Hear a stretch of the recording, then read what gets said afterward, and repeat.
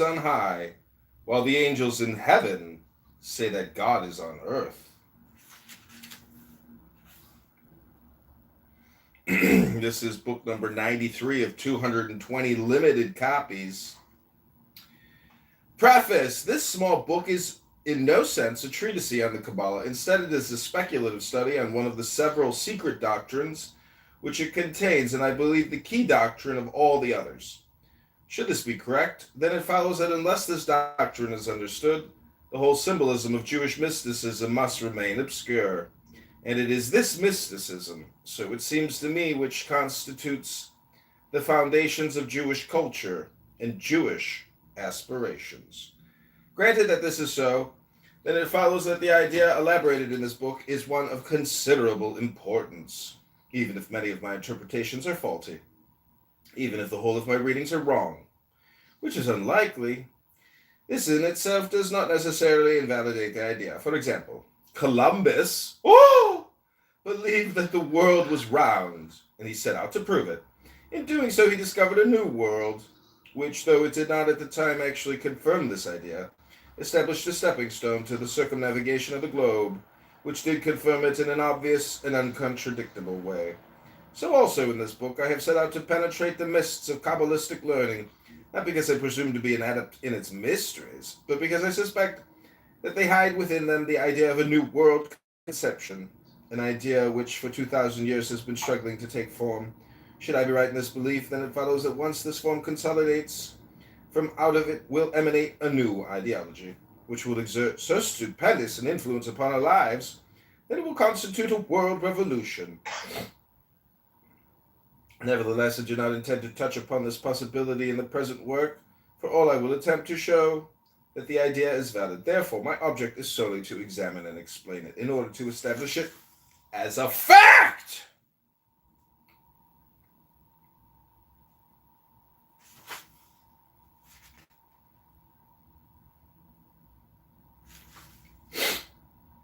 Introduction: The Mystical Foundations of the World Order. Life is shrouded in a mystery. This is the fundamental fact which confronts us. We live in a cave with our backs to the light, and as Plato said, our knowledge is nothing more than the shadows which play upon its walls. What this mystery is in itself we cannot tell. All we know is that it exists, and ultimately all we know of ourselves is that we exist. If we call this mystery God, then our lives vibrate between the two poles of God is and I am. But because the first transcends the reason, as the infinite transcends the finite, the relationship between them can only be expressed in symbols. That is, in finite or rational terms. If in the place of God we write reality, nature, unknowable, or zero, it matters not one whit. The equation is just as obscure, for all we have done is to replace A by B, C, D, or E. Not knowing what these letters mean, the symbol has changed, but what it symbolizes remains as inscrutable. Granted that this is so, then it follows that our intellectual lives are purely symbolical existences. All of our thoughts are nothing more than symbols of a mystery, whether it embraces God, the ultimate source of all things, or reality, the tangible world in which we live. All are, in fact, equidistant from what they represent and are consequently of equal value from the point of view of the omnipotent. Though the words differ, we are saying no more than that God is. All these words, symbols, are of equal value because they in no way uncover this mystery.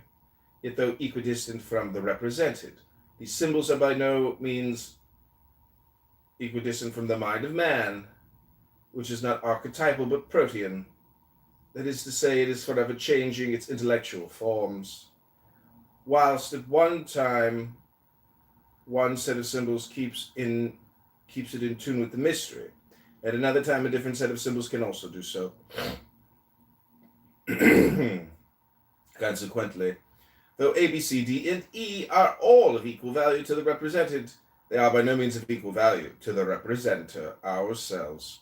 Granted that this is so, then it follows that symbols to remain potent must change as intellectual concepts change. For example, should we today declare that the universe is composed of minute, indivisible, and indestructible atoms of matter, we can expect no appeal from scientific mind because the conception of the universe has changed, and the man of science is thinking in terms of electrical waves or waves of light. Nevertheless, these waves are just as much symbols as atoms are, and in themselves they explain nothing. Yet their virtue lies in that they fit better into the present order of scientific thought. That is, symbolically, they're not out of place. Whew, that's called reading a book!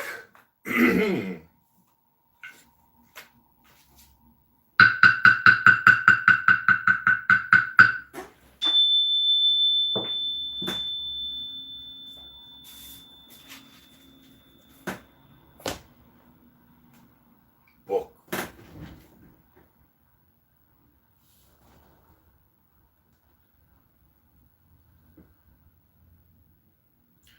I put in the chat in that room that if I had a wife like Steph, I would abandon and leave her because she talks too much. And it was at that exact moment that McZed invited me up to the stage.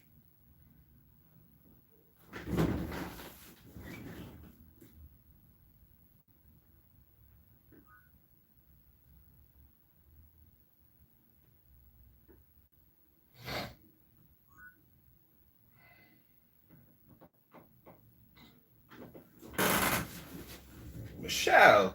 Oh, Michelle, my darling Michelle! We were just studying the Kabbalah, the philosophy of the Jewish mystics.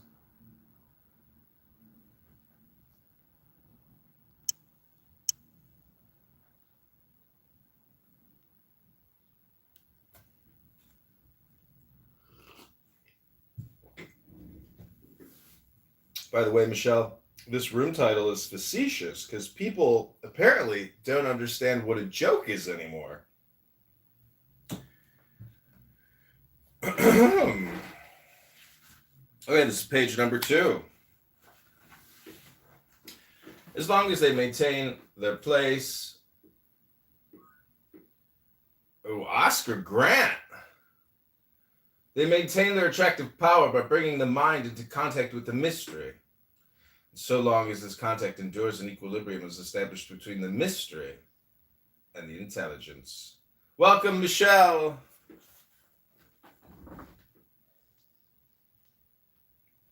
Hello.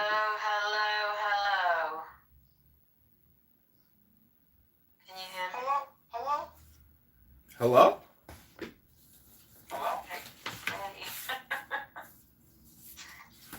Are you streaming this on any other channel?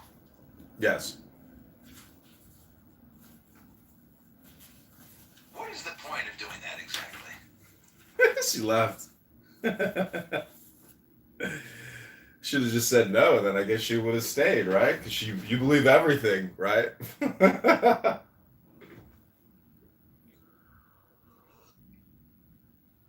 What I think is funny is that now her profile will show this room. So whatever I change the title to, or whatever we say, will show up under her profile.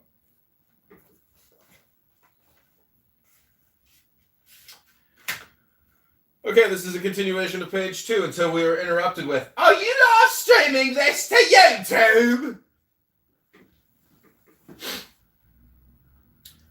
And the mind is held, as it were, in a state of wonder, that is, of life or attraction, so long as the equilibrium lasts, that is, so long as faith in the potency of the symbol is overwhelming. Contentedness monopolizes the life of man, but directly this faith declines, discontent intervenes, and it is in discontent that must be sought the origins of all world revolutions. Why is this so? Because the finite can only find succor in the infinite, potent in the omnipotent, the limited in the unlimited, the mortal in the immortal, the child in the mother. Cut away the greater, and the lesser is bereft of hope. It is like a ship drifting on a shoreless sea. She may be well built, well stocked, and bravely manned, yet her destiny is foreordained, having no port to put into. Sooner or later, she and her crew must sink beneath the waters and be lost forever. When this doom encompasses mankind as today it would seem to encompass it, man does not so much wring his hands in despair as drown his hopelessness in physical enjoyments.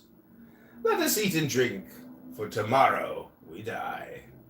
Become the passwords of the age, and the more this obsession gains sway, the less does wonder illumine his path. Until the age enters its eclipse, love becomes lust, the noble ignoble, the beautiful hideous, the generous selfish, and all is lost in a scramble of greeds.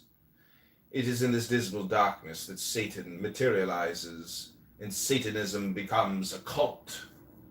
The symbols go on, potent and impotent, but now they are turned upside down, for fear is hope reversed. What causes this vacuum into which fear rushes? A breakdown in the equilibrium between the mysterious and the intelligible. And there is the greater mystery between God and the mind of man. So also is there the lesser mystery between mind and the body of mankind. The knowing are few, the ignorant are many. What to the one is supreme goodness, to the other may prove to be a deadly poison. As Adam, eating of the tree of the knowledge of good and evil, lost Eden, so throughout the ages have the wise kept wisdom to themselves, imparting to the multitudes only just sufficient knowledge to fill them with wonder, guarding against giving too much, lest wonder intoxicates them and turns them mad.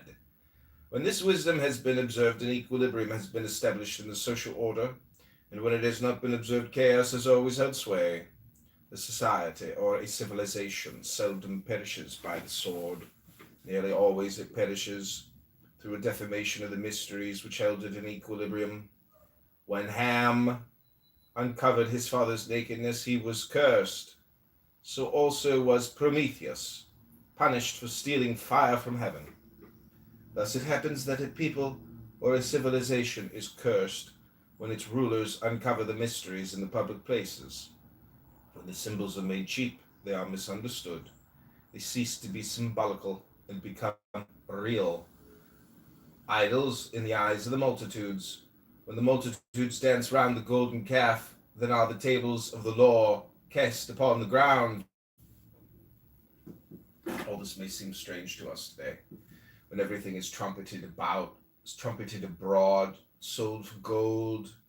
There is no righteousness in the land, when love and lust, sorrow, tragedy, and excitement are sold for a penny in the newspapers, and when all that is sacred and vicious is broadcasted around for much less.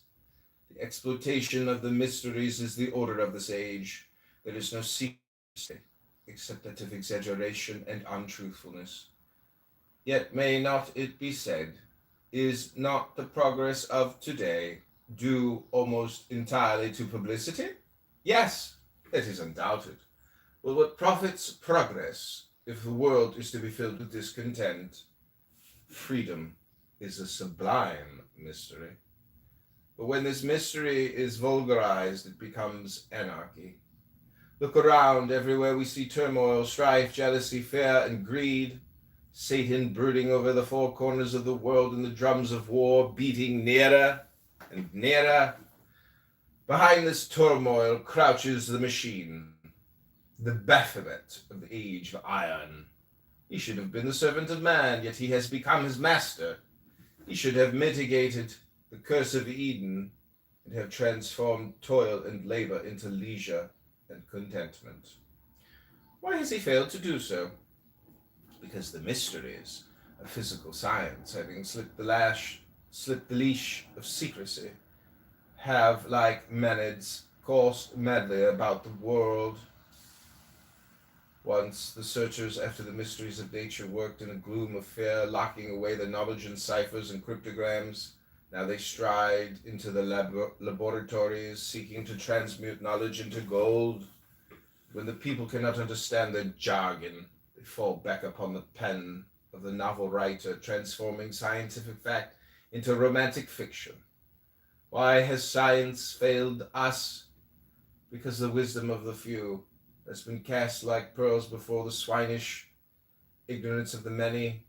The intellectual evolution of the masses has not kept pace with the physical evolution of the scientists. A new body has been built, a body of titanic power, yet it is still inhabited by a mind which belongs to a far less powerful instrument. The result is a moral disintegration, a throwing out of balance, out of focus, out of equilibrium. Chaos surrounds us because the mysteries have been communicated to those unworthy to receive them. And not until the new body is endowed with a new mind will a new soul be born within it. Such an equilibrium can alone be established through wonder, stepping out from the finite towards the infinite, a transmutation of Satan into God.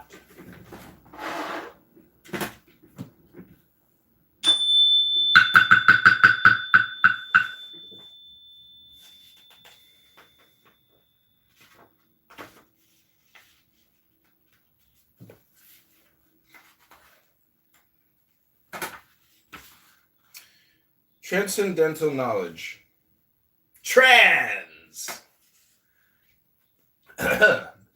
Transcendental knowledge is knowledge which transcends the intelligence.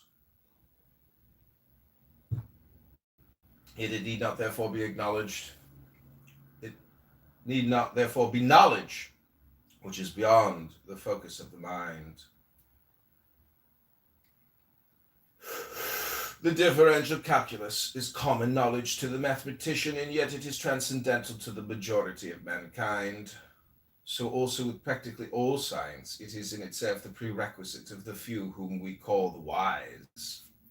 Today, the fundamental difference between the science of this age and the science of past ages is that whilst formerly the universe was looked upon as being full of symbols which, when read correctly, could lead us to the real being which they clothed, today the universe is considered to be reality itself.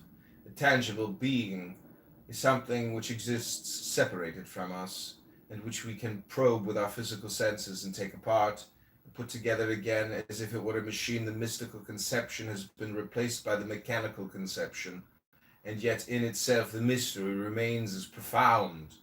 Aziz, welcome to the room. Welcome, Aziz. Hello. Aziz, would you like to comment on the title of the room? I mean, he did say he was going. He said he was going to hell.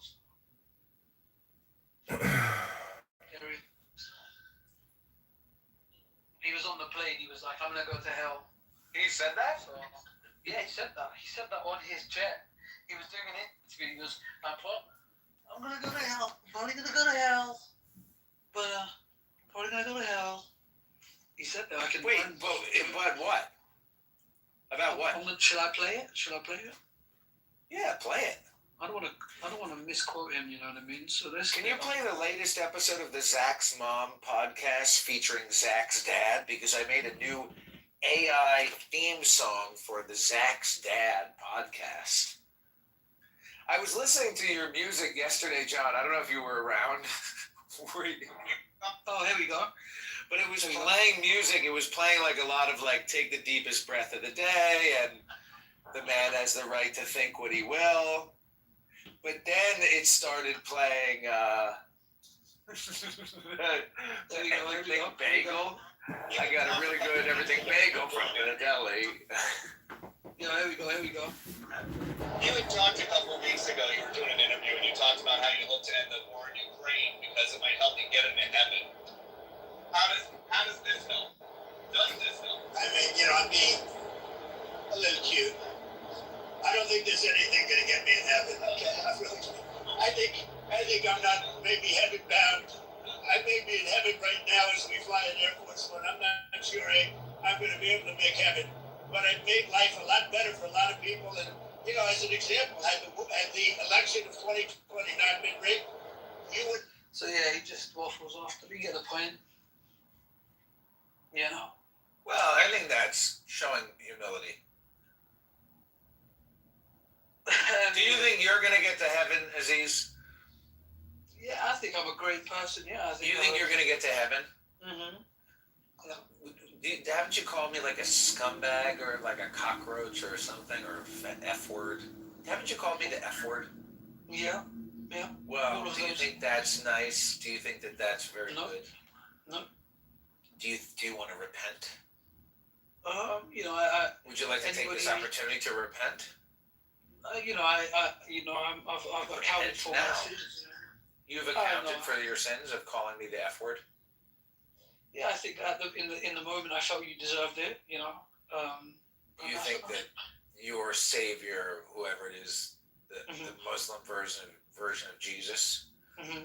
Well, do you guys have like a Jesus type? Jesus. We believe in Jesus, so we don't have a version of Jesus.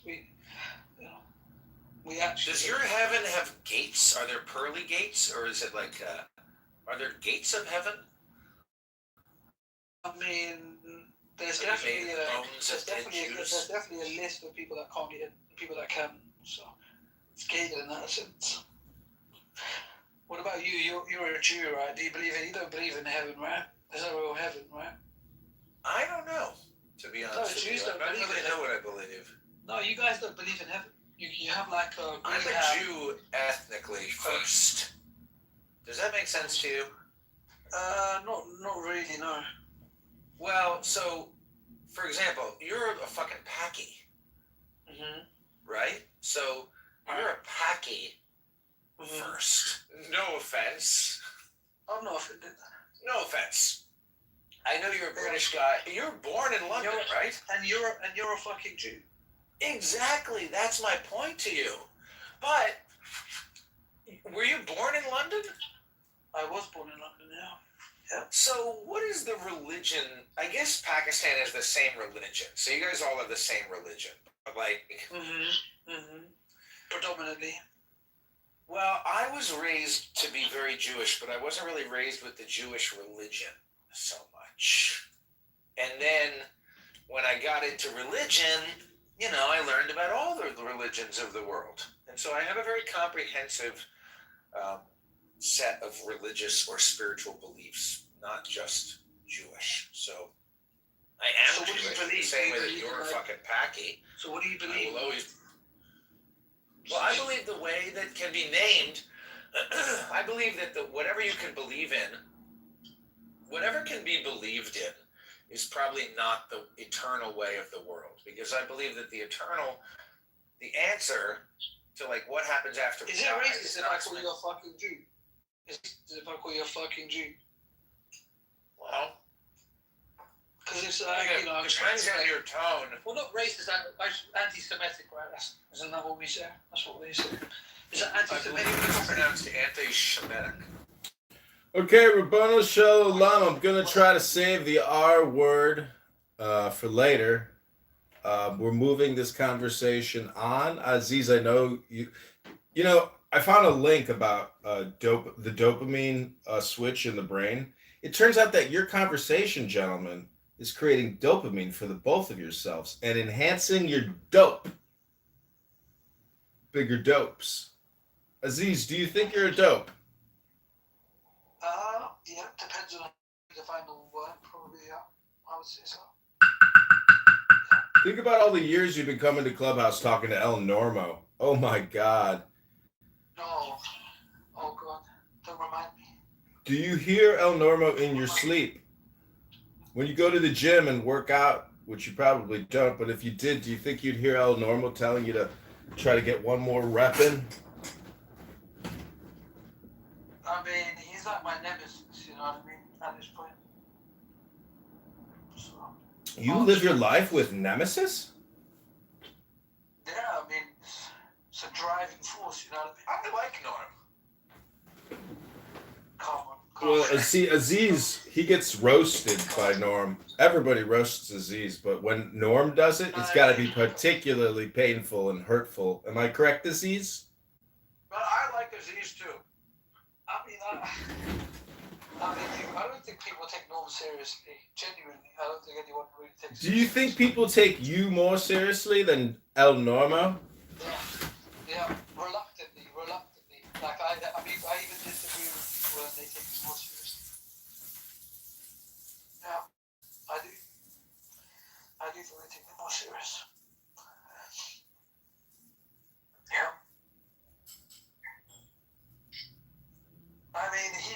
just, he's very obnoxious, you know what I mean? He's a very obnoxious man. So,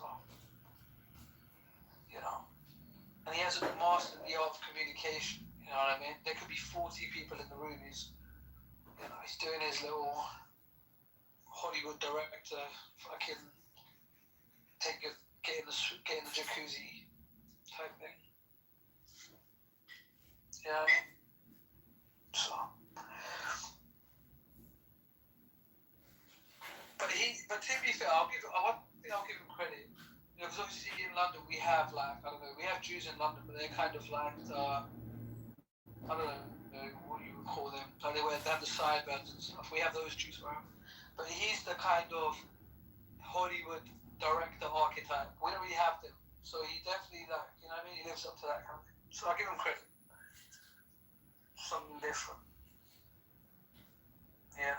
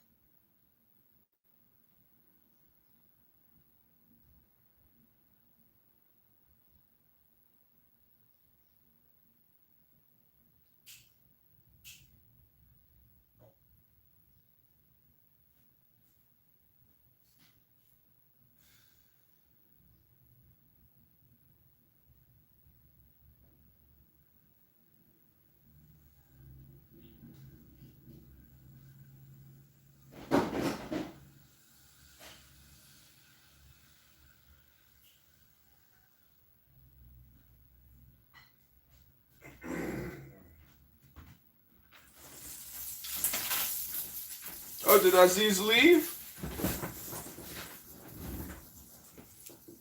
Oh!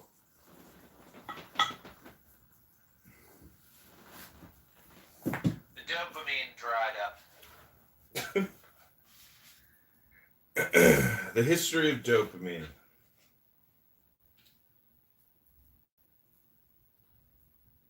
Okay, this is continuing on the secrecy of transcendental knowledge.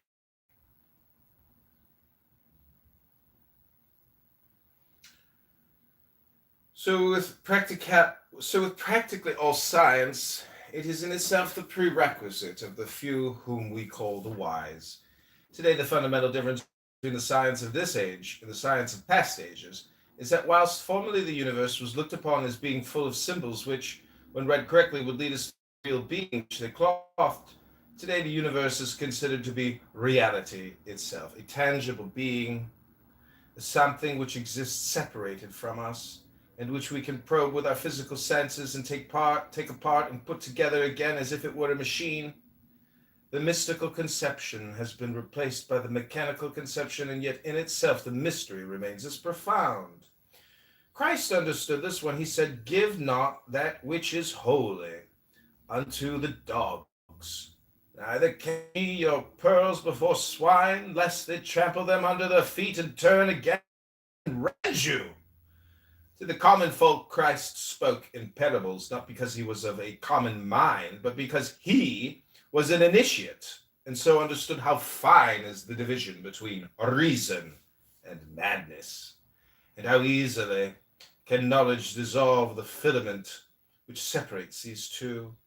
This essential wisdom, and wisdom is largely the application of knowledge to circumstances, has always been realized in the East amongst the Jews, and Christ was of that race.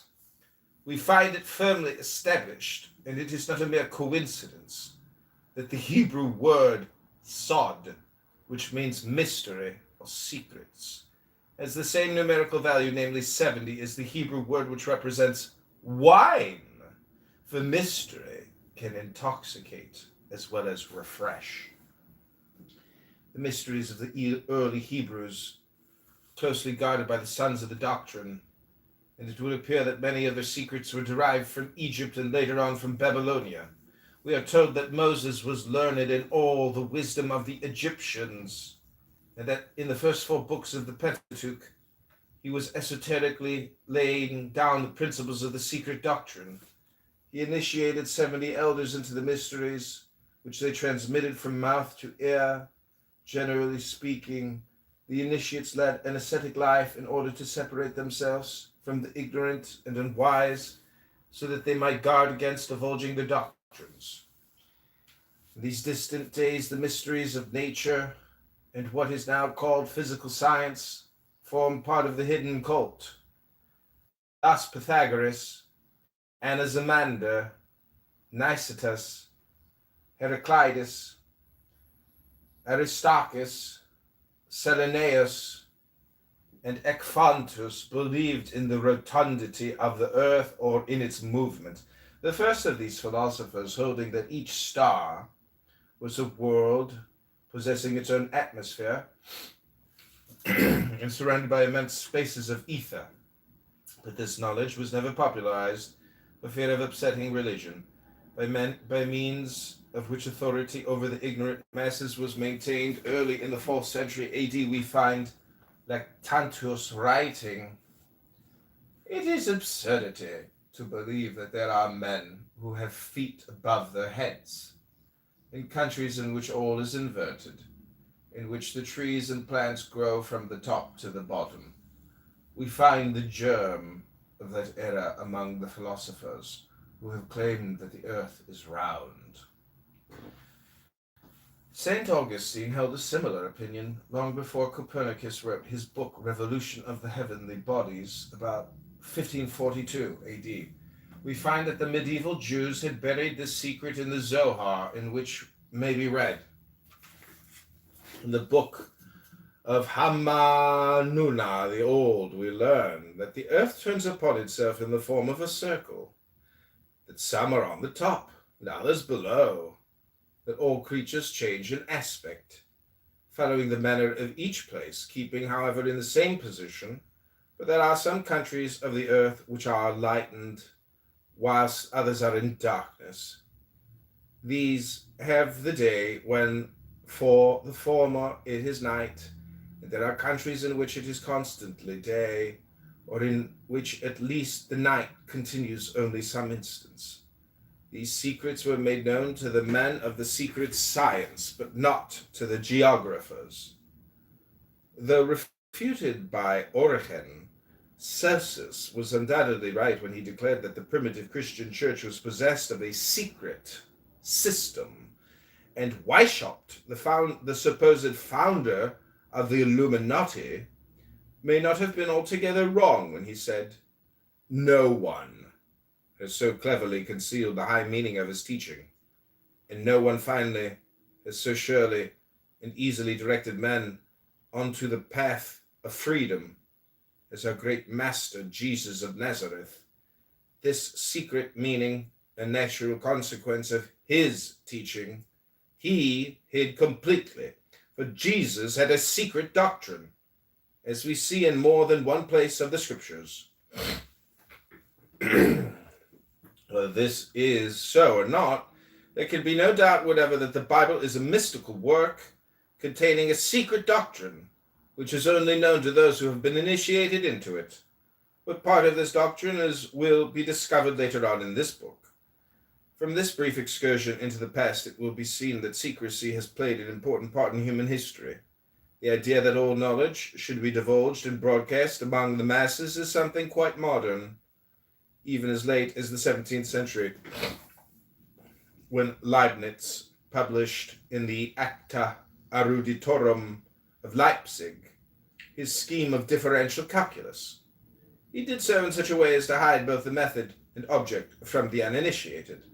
Newton did the same with his invention of infinite series and algebra, as far as it was understood by the Arabians, was as a secret known to and hidden by certain Italian mathematicians for 300 years.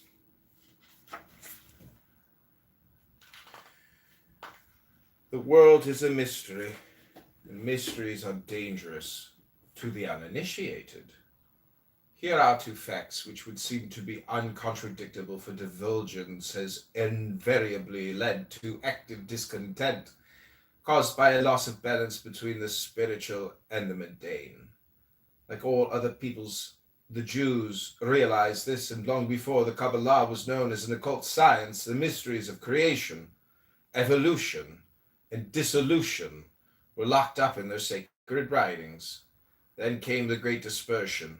A small people bereft of nationship was cast into a dissolving world, and almost simultaneously a new cult arose called Christianity, a Jewish heresy.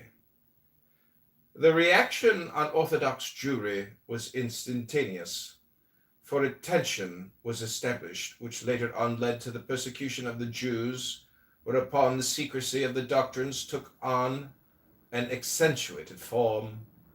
For self-preservation had now to be added to non-revelation. This led to the growth of oral traditions. The secret doctrines were passed from mouth to mouth and were locked away in the brains of the priesthood and the learned. Later, a persecution began to slacken. The written word once again began to appear, and by degrees the Kabbalah emerged into daylight. The word is a curious one. Its value is 70, which is, as we have seen, the numerical value of sod, 4 plus 6 plus 60 equals, and wine, 10 plus 10 plus 50 equals, and also of night, 30 plus 10 plus 30, and be silent. Wow! 6 plus 5 equals some Hebrew letters plus 5. Therefore, it may be said to mean the secret which intoxicates, which is as dark as night, and which must not be divulged. The fountainhead of this doctrine is the Zohar, or Book of Splendor, a vast jumbled commentary on the Pentateuch, written partly in Aramaic and partly in Hebrew. Tradition asserts that its author was Rabbi Simeon ben Yochai, who lived in the 2nd century A.D. of it, Ginsburg says. It was first taught by God himself to a select company of angels who formed a theosophic school in paradise. After the fall, the angels most graciously communicated this heavenly doctrine to the disobedient child of earth to furnish the protoplasts with the means of returning to their pristine nobility and felicity. From Adam it passed over to Noah, and then to Abraham, the friend of God, who emigrated with it to Egypt, where the patriarch allowed a portion of this mysterious doctrine to ooze out. It was in this way that the Egyptians obtained some knowledge of it, and the other Eastern nations could introduce it into their philosophical systems.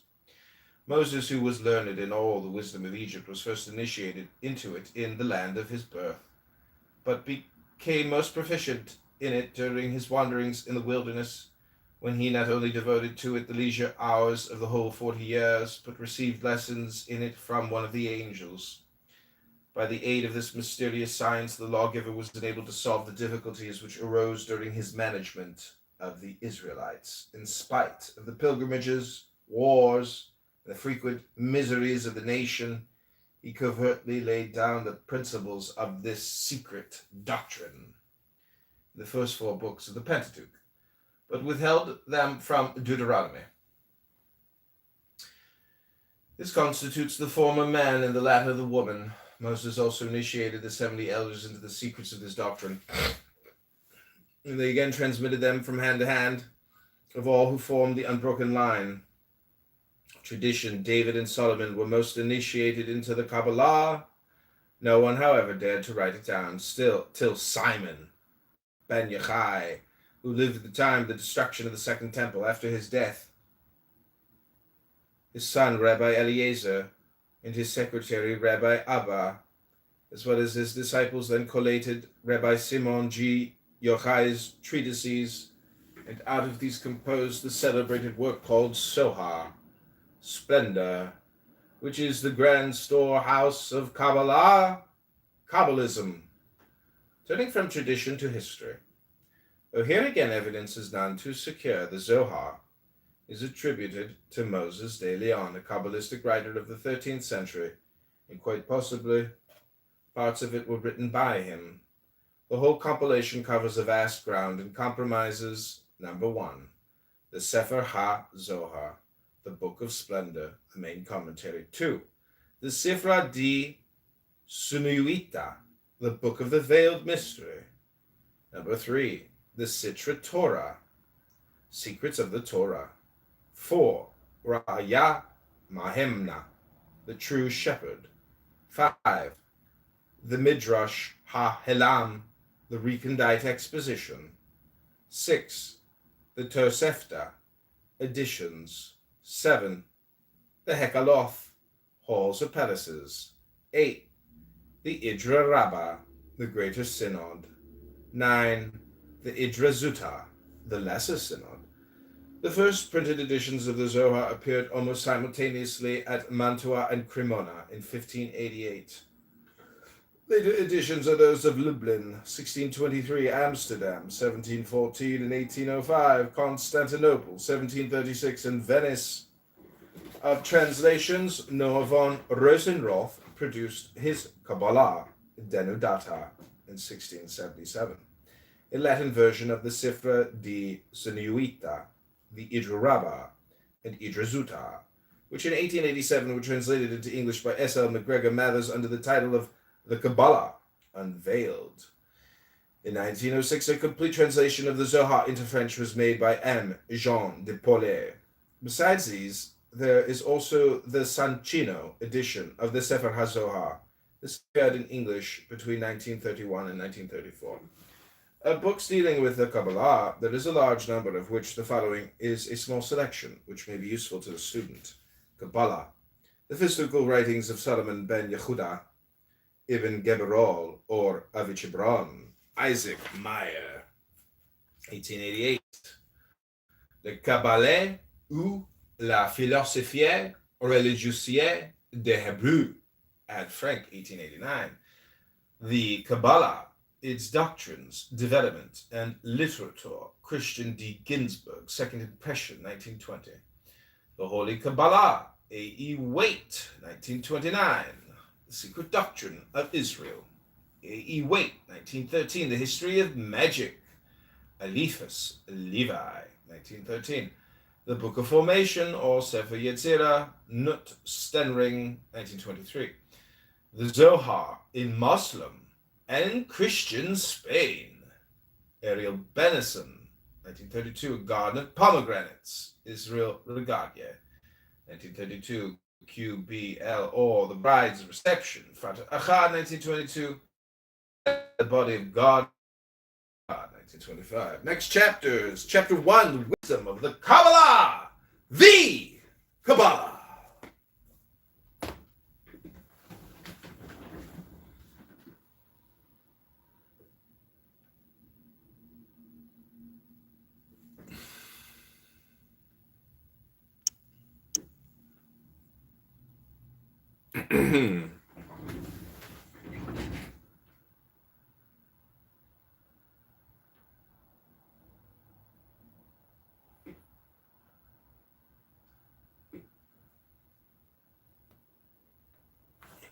I have another room open. I think it's funny how people come into other rooms, they raise their hand, and if they don't immediately get brought up, they just leave. So what does that tell you about dopamine? It dried up, or it never formulated.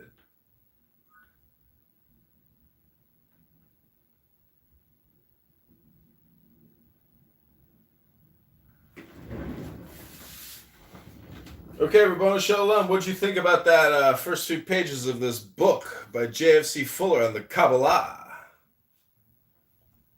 Well, it's interesting. Seems like a lot of, so far, just background and introduction.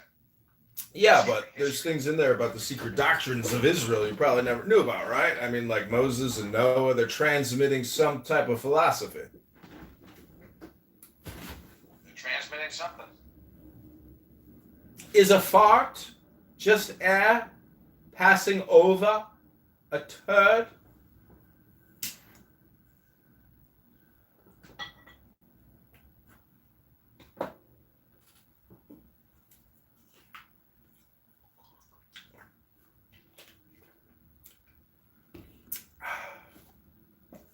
Okay, continuing on to chapter 1, the wisdom of the Kabbalah. The Kabbalah is not a holy book, as are the Vedas, the Bible, and the Quran. It is not a book at all. Instead, it is a secret traditional knowledge. The hidden thought of Israel, which like gold embedded in rock, is to be found only after much labor in many Hebrew works such as the Torah, the Talmud, the Mishnah, the Midrashim, Zohar, and scores of other books, the bewildering nature of which may be recognized in a few minutes by glancing through a Talmudic miscellany by Paul Isaac Hirschon. The word QBLH in Hebrew is spelt in many ways, such as Kabbalah, Kabbalah, Kabbalah, Kabbalah, and even though quite incorrectly, Gabela. It is not derived from such fantastic origins as the name of Kapila, the Indian philosopher, or from the name of the goddess Cybele, for the word simply means reception, something received, an oral transmission, an oracle, or the spoken word. And the reason is, as we have already mentioned, that for ages the Kabbalistic doctrines were not set down in writing or print, the Hebrew considering them too secret and sublime a wisdom for the common eye.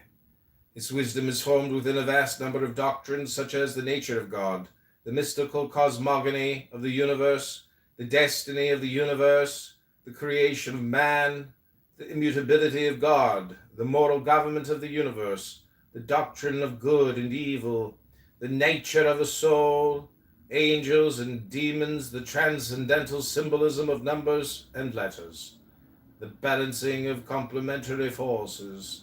All these many problems are divided under two main headings, the theoretical and the practical Kabbalah. The first being again divided into the symbolical, dogmatic, and speculative branches. The first main division, that is the theoretical, is philosophical. The second is magical, and is largely elaborated around the Masseh, Merkabah, the chariot of Ezekiel, and the four animals which are also mentioned in the Apocalypse. Out of this magical Kabbalah, much of the magic of the Middle Ages was developed. The speculative or metaphysical Kabbalah is the more important branch. It forms, as Adolf Frank says, the heart and life of Judaism. Covers the evolution, involution, and devolution of the universe in every conceivable, spiritual, moral, and intellectual form, and under such symbolism as the spirit cloths itself to come down and uncloths itself to go up. And again, in Ecclesiastes, who knoweth the spirit of man that goeth upward, and the spirit of the beast that goeth downward to the earth? All these doctrines are wrapped up in the most complete secrecy. They form, in fact, the ancient sod, or mystery of the Hebrews. Woe to the man who sees in the Torah, law, only simple recitals in ordinary words, because if in truth it only contained these, we would even today be able to compose a Torah much more worthy of admiration. The recitals of the Torah are the vestments of the Torah. Woe to him who takes this garment for the Torah itself. There are some foolish people who, seeing a man covered with a beautiful garment, carry their regard no further and take the garment for the body, whilst there exists a still more precious thing, which is the soul. The wise, the servitors of the Supreme King, those who inhabit the heights of Sinai, are occupied only with the soul, which is the basis of all the rest, which is the Torah itself.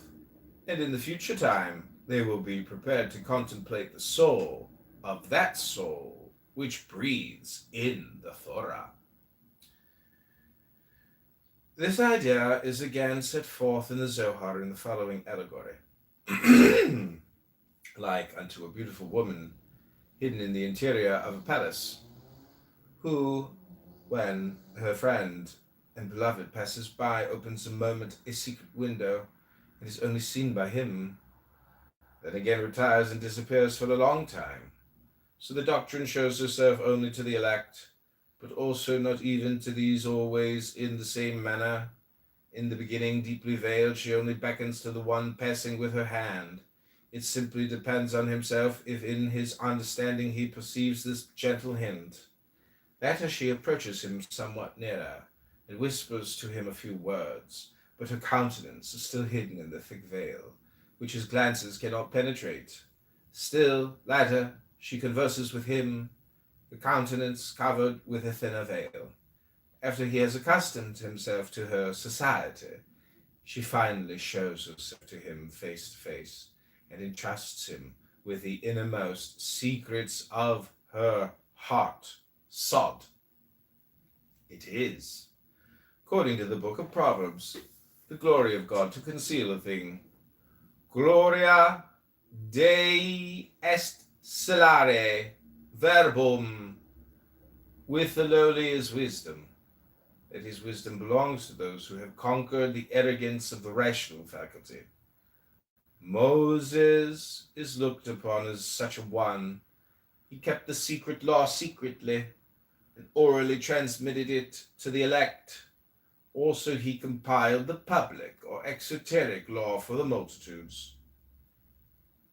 These two categories of laws are distinct, but frequently the second envelops the first, and is pointed out in the introduction. The uncovering of mysteries before the uninitiated is wrought with infernal dangers, for to do so wantonly is to blaspheme against the mystery of God, as Eliphas Levi writes. Woe to those who lay bare the secret of divine generation to the impure gaze of the crowd. Keep the sanctuary shut, all ye who would spare your sleeping father the mockery of the imitators of Ham. The veil of Isis is not lifted with impunity. Curiosity blasphemes faith when divine things are concerned. Blessed are those who have not seen and have believed, says the great master. The origins of the Kabbalah.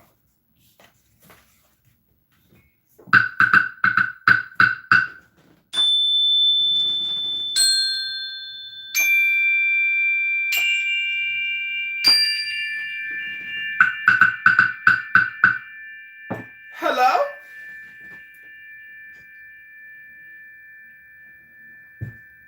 Yochanan, do you want to say anything?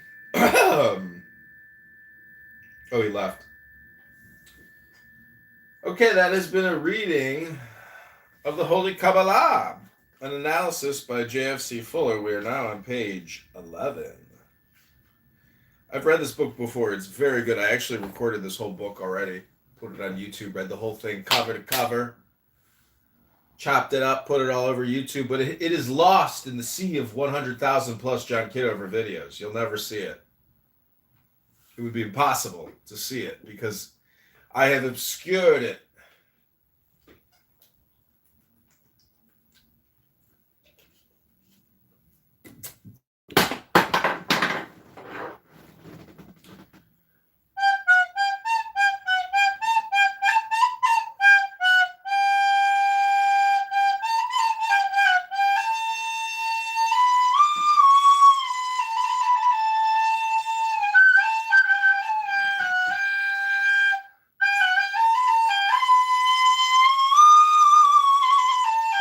Never had one lesson.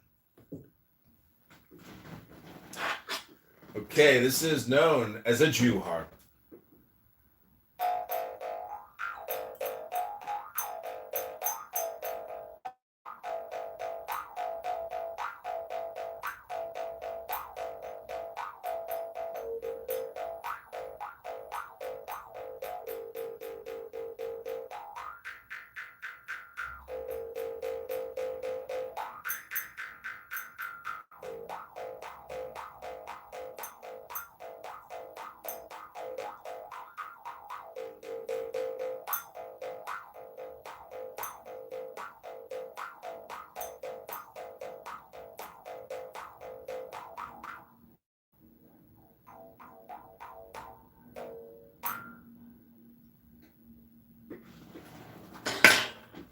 Ribono Shalom.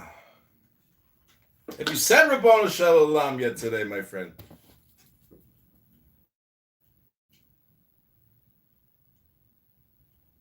Hello?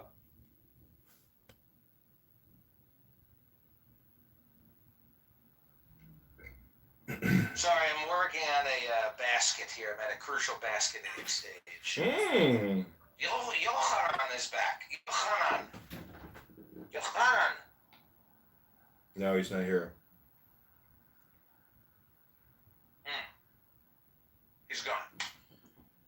But what I give you is another. It's the same room we were just in. Let's just give them a 60-second gaze and see what they're talking about. Gaze into the abyss. Oh, people have left. They got their full. See, when I was looking up on the church, on like the kind of churches they have up there, they have some really beautiful old Catholic churches in Albany. I wanted to, maybe I could, when I go, if I take her one day, I want to be able to go there just to see it. I don't know if you know this, but Barth is a meth addict, and yesterday he said that he can't go to work because he doesn't have any I meth. remember every time I drove through it, going through New York City. What? He's fiending? It's really beautiful. He's been taking Adderall for 20, 30 years. There's a lot of like nice resorts and shit like that up there. Not resorts. What do you call them? Oh, camping and shit. Oh, hell yeah. Just camping, like old building. Just old, like the old, like the old money in this area really is in like Well, the Long question Island. is, would you rather be a meth It's in addict Westchester or or weed Upper Westchester or where I live, and a or clubhouse like addict? or Connecticut. Is there Long Island? I'd prefer to be addicted to sobriety, I think, at the end of the day. Connecticut. No, Long Island is an island off of New York City. Oh, but it's part of New York? Yeah. Oh, okay. Yeah, Connecticut is nice. Connecticut is good money. Connecticut, but it gets really ghetto, like, because what happens is, because the properties, the land is so far, like put it this way, the estates out in Connecticut are humongous, so much that like 24 people can make up a zip code. Humongous. So in Connecticut back in the day, they had to change these rules. The guy uses a hammer and a nail for a living. To give him a break, he's not a scholar. He's a meth addict on Clubhouse talking about God and Jesus and Muhammad all day, 7 days a week. We wouldn't have to pay any property. This guy has a family. He's got a wife and kids. He's on here talking to us more than he spends talking to his family. What kind of craziness is this? Getting ourselves out of everything or having a well or something like that. So they wouldn't have to pay local tax for like fire departments. He speaks English though, right? And based on Clubhouse standards, he's actually highly evolved. For a long time, these people never paid fucking property tax or anything like that. It's crazy. That's crazy. Crazy! That's what I'm trying to tell you. Like this, that's like the rich. Yeah. Some of these buildings in Manhattan too, man, they're from the 1800s. We're lucky if we have any buildings left from like the 1800s. They did construction. Yeah, we have some as well too, by the way. No way! We have like heritage site, we call them heritage buildings. Oh yeah. Yeah. Wow.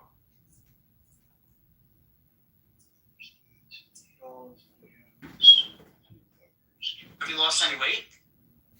He's also on peptides, by the way. I'm good with my weight. Can you imagine losing weight but never going to the gym, my When I friend? started this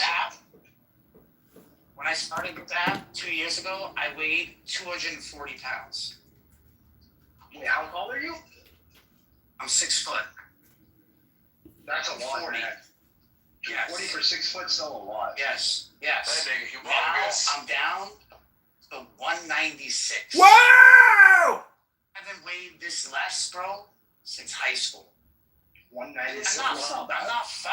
Hasn't I'm weighed not this fat. last. Like I have no stretch marks or anything like that. Because I don't know. I guess I'm just a big guy. I was a terrible But student in junior high when it came to English and grammar and all that. 180 and then I guess I barely got through it, but thank God I started reading books, because if you suck at grammar and you suck at words and communicating, oh my God, there's this thing called a book, and the more you read, it turns out that you're like absorbing what people are writing who are gifted writers. That's all right. I lost a little bit of my legs and shit. I don't think it's like necessary for me to have The legs are the most my quads. especially. I don't think my quads have to be fucking maxed out anymore. I'm not riding a BMX bike anymore. Legs are the most important, especially as you age. I'm not roller skating anymore. Nah, man, but you're gonna be carrying your body around for the rest of your life. Yeah, of course. Yeah, that's why legs are really important. Really? Of course. I think your knees are the most important. The fuck do you think a leg is? Yourselves out of everything or Everything having works a down. well. My friend, he was also a prisoner, and he was put in solitary confinement for an extended period of time. Like, drink collagen, you know? Bone broth, shit like that.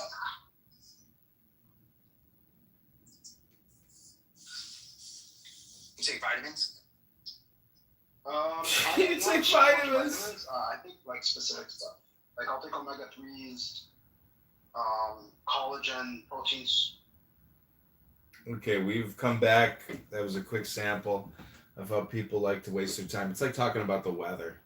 Can't stand when people will talk about the weather for 25 minutes. It's just awful.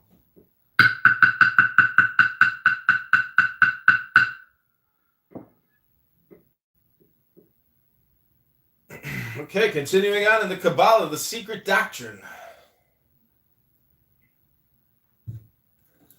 If you're liking this video, hit the like button. Use your fingers to vote. If you think I'm just a bald annoying asshole and you want to use the downvote button, you can do that too. That's your choice. That's a you problem though, because there's no such thing as a downvote or a dislike anymore in the world of positive optimism and positive logic, I guess.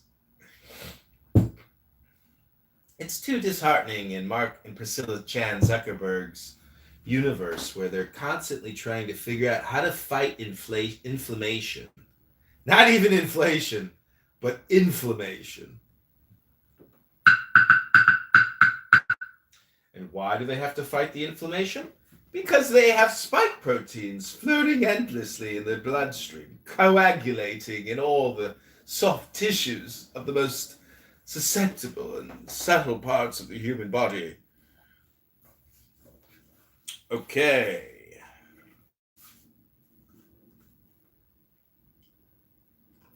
The origins of the Kabbalah. The origins of the Kabbalah are primeval. They are lost in the mists of legend, magic, folklore. They've grown through a process of mystical integration until they have absorbed all the great myths of the world. The Kabbalah is consequently a universal philosophy, combining the eternal masculine and the eternal feminine, and cementing them into the eternally human. So it happens that wherever we search, we find origins. Thus, in Essenism, we find Kabbalism. The Essenes were not to divulge the secret doctrines to anyone, carefully to preserve the books belonging to their sect and the names of the angels or the mysteries connected with the Tetragrammaton and the other names of God and the angels comprised in the Theosophy, as well as with the cosmogony, which also played so important a part among the Jewish mystics and the Kabbalists. But long before the Essenes existed lived the Kabbalah. Aryan and Chaldean esoteric doctrines percolated into it. In Egypt, the mysteries of the sun god, the moon god, of Osiris and Isis,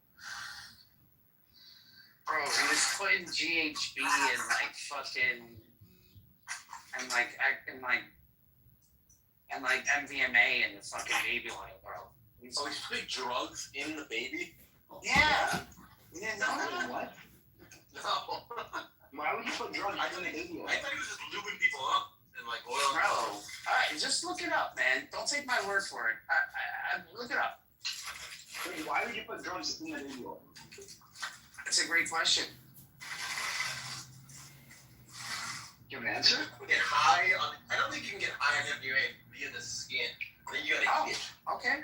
All right. So if it's so that there's places in your body that are very vulnerable, like behind your ears, your armpits, genitalia, your these sort of areas, under your armpits, things like that, your neck, behind your ears, stuff like that. Oh shit. So those areas are more susceptible. Like your hands. Think of your hands as being 100%. And like inside your mouth or your privates being like the most sensitive. You get what I mean? Yeah, I do. That's fucking insane.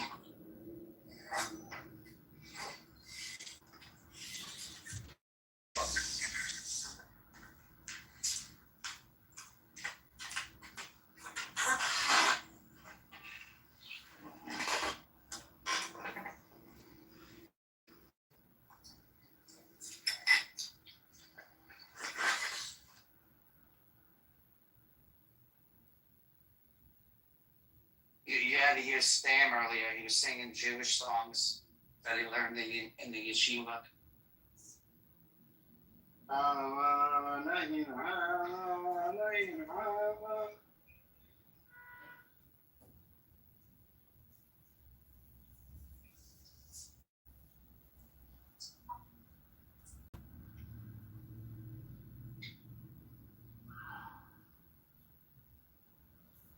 Talking about Rome, like in Rome, infanticide was a very common practice. Okay, can you go get something and like just put that up so I can put that up there real quick? Yeah, I can find something. I mean, infanticide was pretty big. Why do you think Christians were against abortion? Because of infanticide. Well, why don't we also, while we're waiting for this wonderful little link from Danelle here, why don't we also just once again, hold on one second, Kitty. I'm sorry. Like once again, I'm making a cultural argument. Like that's still going to defer to some kind of cultural phenomena, right? And then, like even in the same scenario here, it's still reduced. Like you wouldn't say that so. But we get on it for the conversation. Yeah, I'm happy to go on. Sure, fair enough. What were you gonna say, Kitty? honestly, it's more or less to everyone, but especially Carlos, who has this weirdly unique concept of treating. So I firmly believe that you are understanding that life happens at fertilization, which is beautiful. But oh, great! Now there's two Johns. But then I just don't see how you cannot make the correlation between that. And if you look at abortions, and I'm saying over the course of the past decade in America, the numbers are not traveling down; they're going up.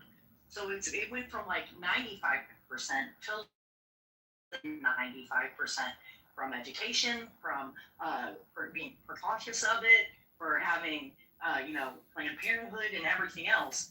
That less than 95% are due to these heinous acts such as rape, incest, or, God forbid, the mother dies, or the baby and the mother dies. So you're looking at less than 95%. Over 95% of all abortions in America. Hello, mighty Regal Green Bean. Put me in the queue after Kitty's done. I'm done, Don. You can go on, but I'm just saying. I just want to say based on abortion bill. Was that just a comment? Oh, I was requesting to be put in the queue with the other speakers. Yeah. If Glorious Green Bean Regal could put me in the queue. Okay, but Universe, you're also Aleister Crowley, so. Yeah, why are there two of you? You can't be two here. Well, the Oracle doesn't have to answer question. I'm requesting 60 seconds to read from what's called a book. So what was your One point more about reply from Carlos, what was your point about the 95% that they represent? They don't like the 5% of like the rapes and the. Well, we're looking at yes, sir. We're looking at less than 5%. Less than 5% of these so-called intruders, like you're talking about. So that means over 95% are not intruders. These are, a miracle of life. This is something that it takes an actual physical action of a wiener going inside a vagina and ejaculating. Well, that's disgusting. That's Well, you know what's more disgusting? People killing babies. Okay, I'm done. Yeah, so I'll go after Carlos. I'm gonna go after you. Yeah, as I was saying to Regal just earlier, like I think it centers around consent. So when someone doesn't consent to the pregnancy, they may then view it as an intruder. So it wouldn't just be that 5%. A lot of the typical intruder cases, it would be, I don't want this pregnancy, I don't want this in my body. Therefore, the intruder analogy. It makes sense. In those three, actually. That sounds very very, very convenient. It means that it is a physical action of a conscious decision, a responsible decision that one is making. And I'm saying that literally overnight. I guess this conversation's gonna stop. Oh, I don't have to stop it. I'm just wondering, what's it about? The hokey pokey. Does anybody read books anymore? Or do people just talk all the time, endlessly? Yeah, welcome to Earth. Except, what would you say are the secret doctrines and teachings of the Jewish people? I knew this would be talking. Yeah, what else are we supposed to do? Mixed, are you familiar with the secret teachings and doctrines of the Jewish people? It's silence. No, it's. Do you know gematria, what the number 70 means, Mixed?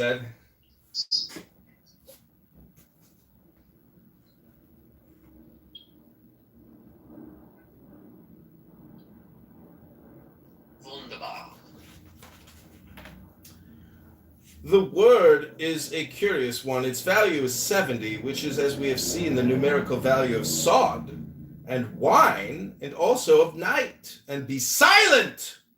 Therefore, it may be said to mean the secret which intoxicates, which is as dark as night, and which must not be divulged. The fountainhead of this doctrine is the Zohar, or Book of Splendor, a vast jumbled commentary on the Pentateuch, written partly in Aramaic and partly in Hebrew. Tradition asserts that its author was Rabbi Simeon ben Yochai, who lived in the 2nd century A.D. Ovid Ginsburg says,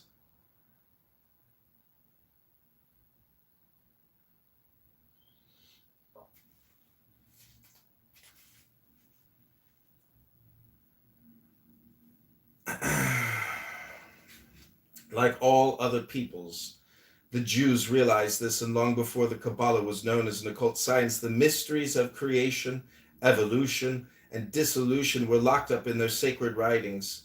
Then came the Great Dispersion. A small people bereft of nationship was cast into a dissolving world, and almost simultaneously, a new cult arose called Christianity, a Jewish heresy. The reaction on Orthodox Jewry was instantaneous, for a tension was established, which later on led to the persecution of the Jews, whereupon the secrecy of the doctrines took on an accentuated form, for self-preservation had now to be added to non-revelation. This led to the growth of oral traditions. The secret doctrines were passed from mouth to mouth and were locked away in the brains of the priesthood and the learned. Later, as persecution began to slacken, the written word once again began to appear, and by degrees the Kabbalah emerged into daylight.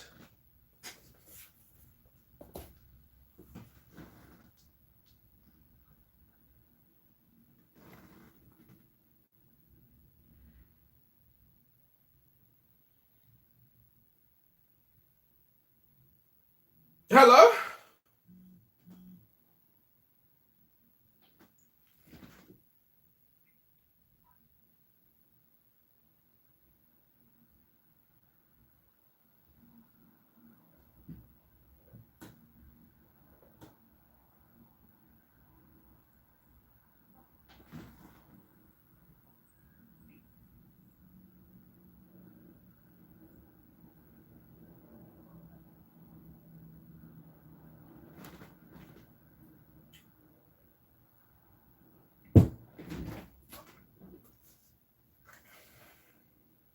What do you think Moses was doing in the desert for 40 years? He was reading books, obviously.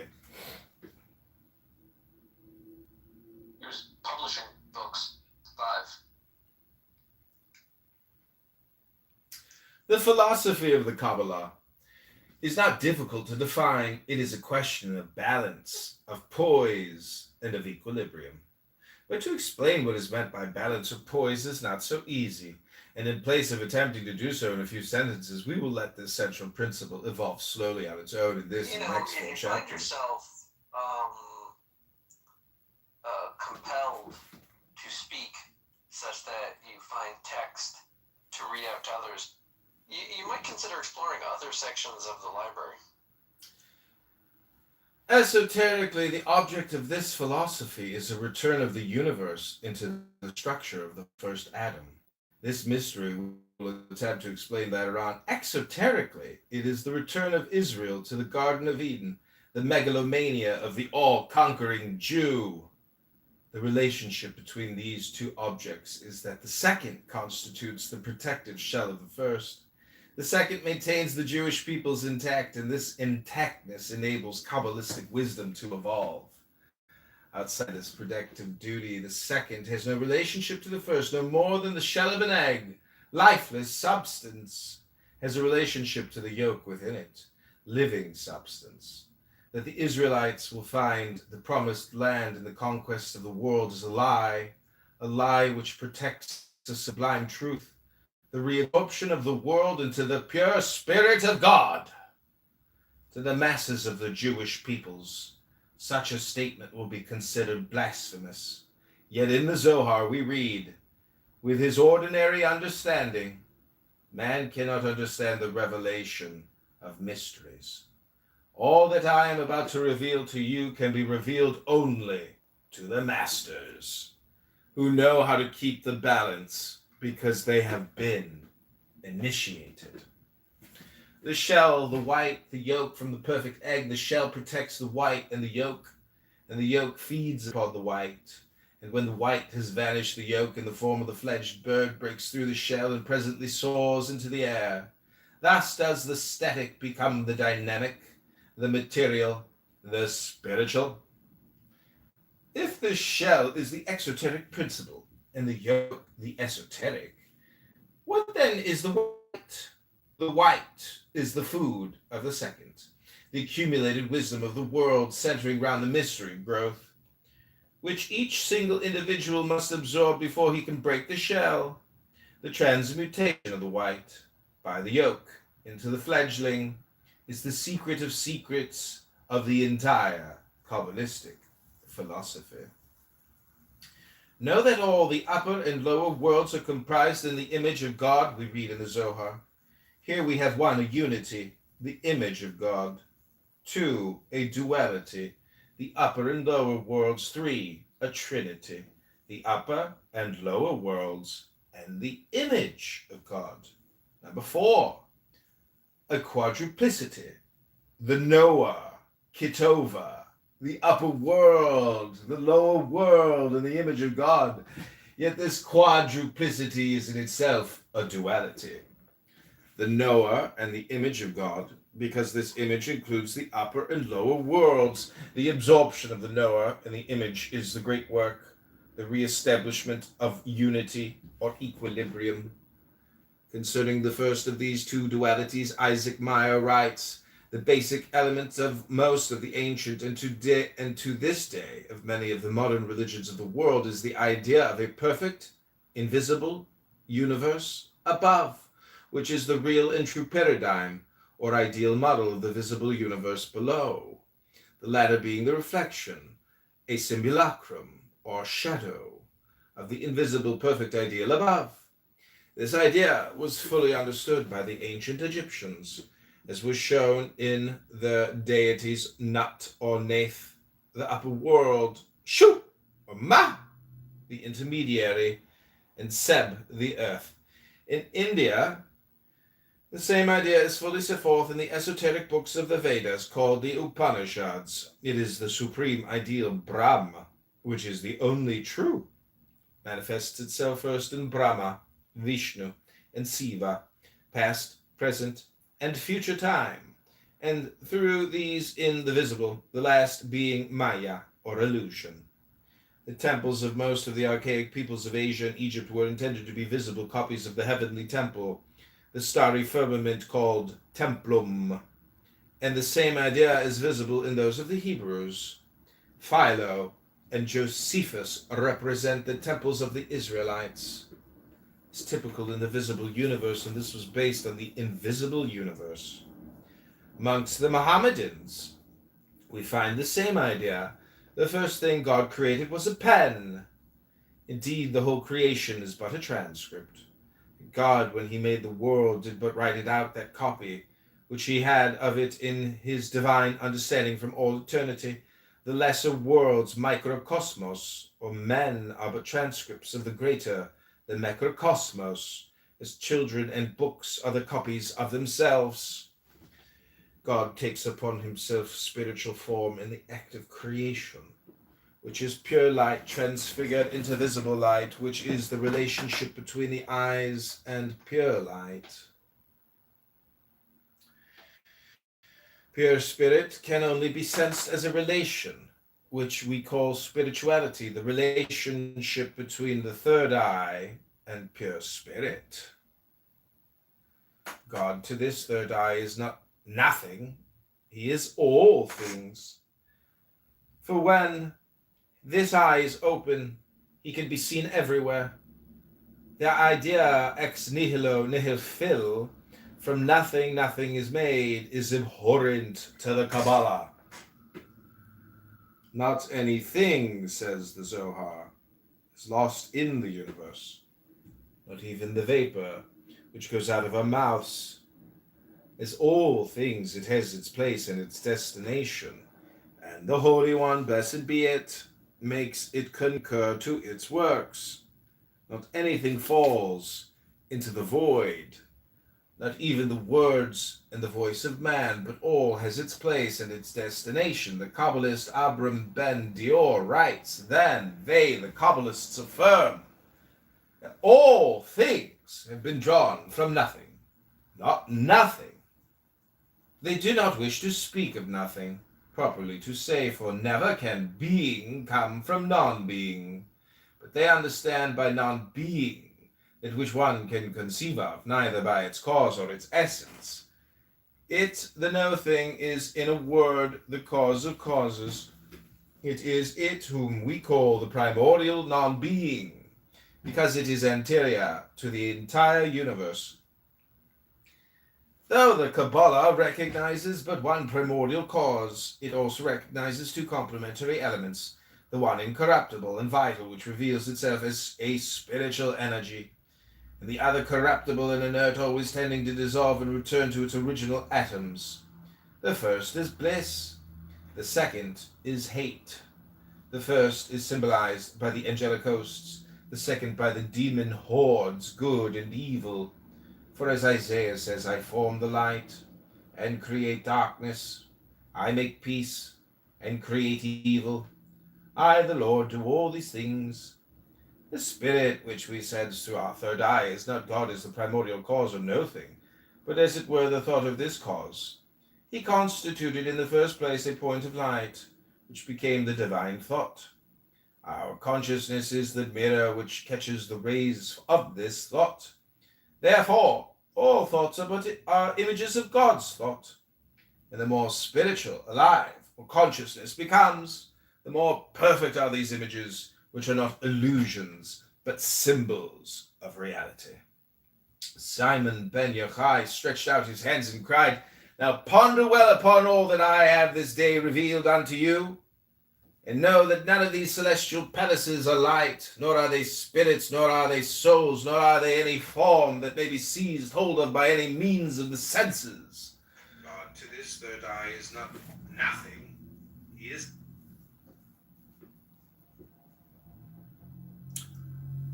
Know that the palaces are thought seen through curtains. Take away the thought, and the palace becomes nothing that the mind can grasp, nor the imagination picture. And know finally that all the mysteries of the faith lie in this doctrine, that all that exists in the upper world is the light of thought, the infinite. Lift the curtain, and all matter appears immaterial. Lift another curtain, and the immaterial becomes even more spiritual and sublime. As each succeeding curtain is lifted, we are transported to ever higher planes of sublimity until the highest is reached.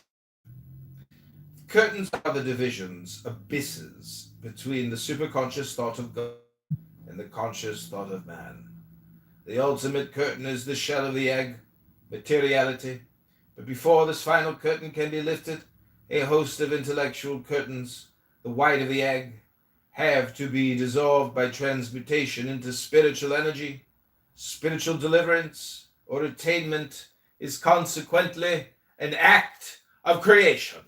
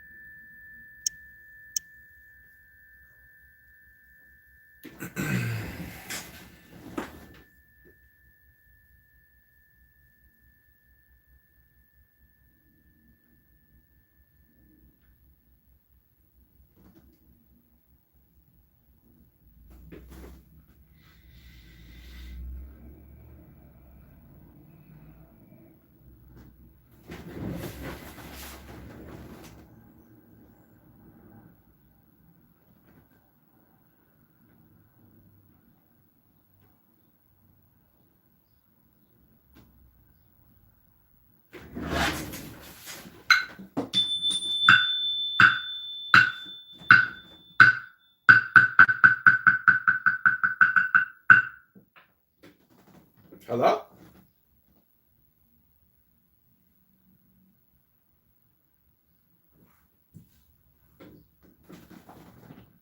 Hello? Hello?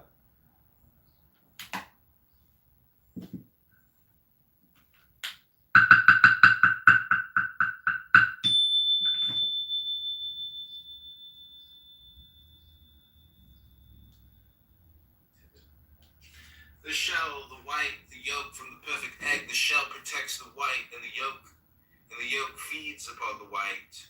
And when the white... Welcome to the show, Nizam! Hello. What's up? What's going on, guys? We're just chilling here because all 10 plural states are indicative of the mind of God, obviously. I've just expressed the mind of God by reading what's called a book.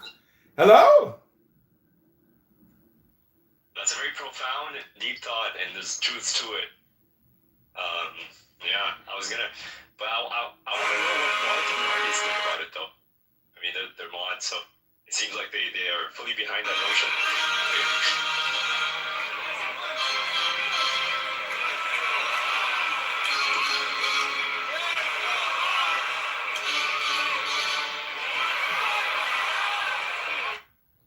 And they're not available. That's so sad.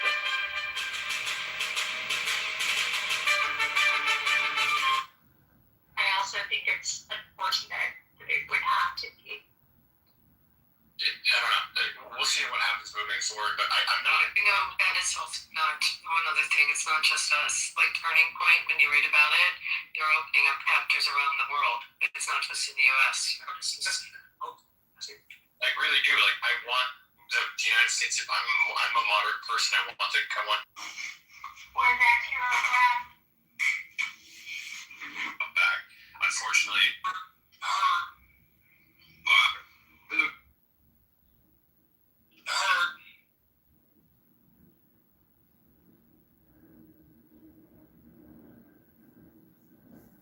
Hello?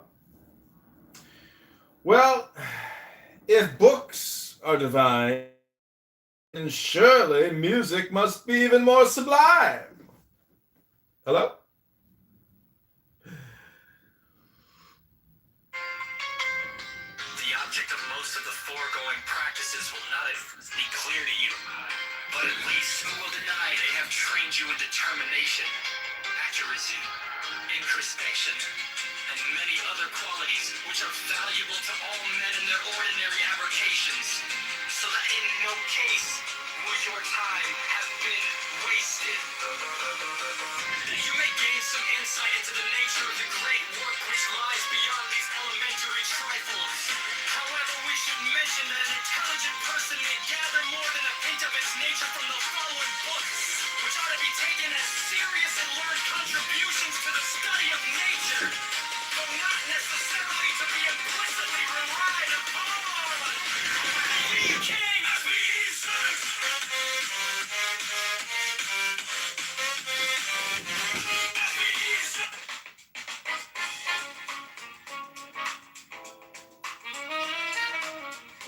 All right, everybody, welcome back to Our Temporal States are indicative of the mind of God. This is Mayor Kitover. City lights are glowing amid with dusk. Streets are humming low with a restless trust. Skyline cutting gold, lakefront shimmering slow. Dreaming of a better day, just let me grow. Yeah, let me grow. And the wind on my face, it feels like a spark. Talking about a future that can light this dark. Got my 2 feet on this land, reaching out a hand. Love is when I'm serenade, playing through the streets. A hopeful song where every neighbor meets. Voices rising strong and bold, stories of a city told. Yeah, the rhythm of our hearts, a promise we keep. This wind of change serenade, rising so deep, rising so deep. Lakefront shine, every skyline light in sight. Dreams of every bar stepping into the light.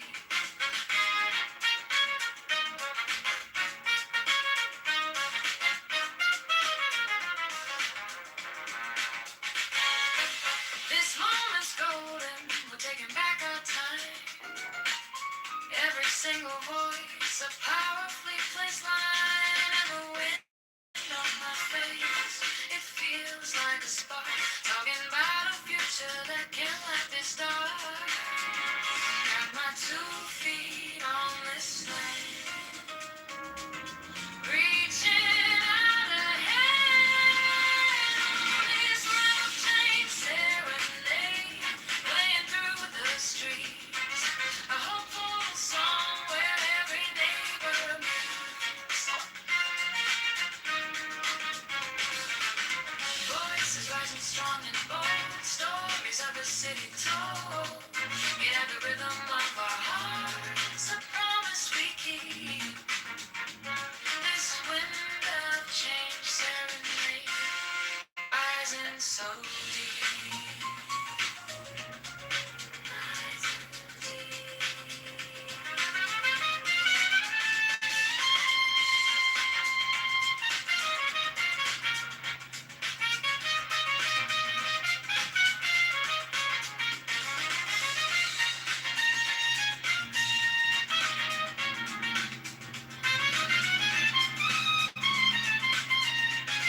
It's a slow shift in the breeze, put our worries at ease. Yeah, the sound of the city calling out to be free.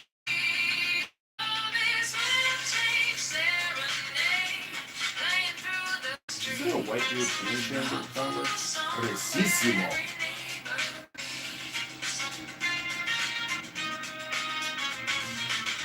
Voices rising strong and bold, stories of a city told. Yeah, the rhythm of our hearts, a promise we keep.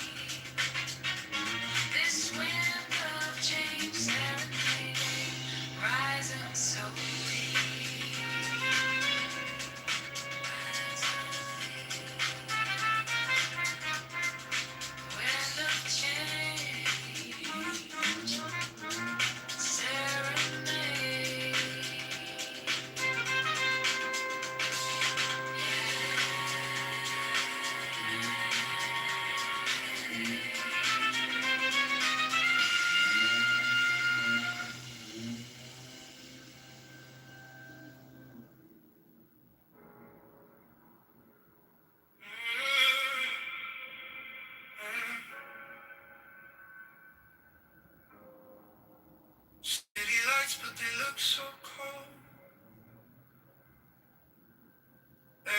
harvest already sown.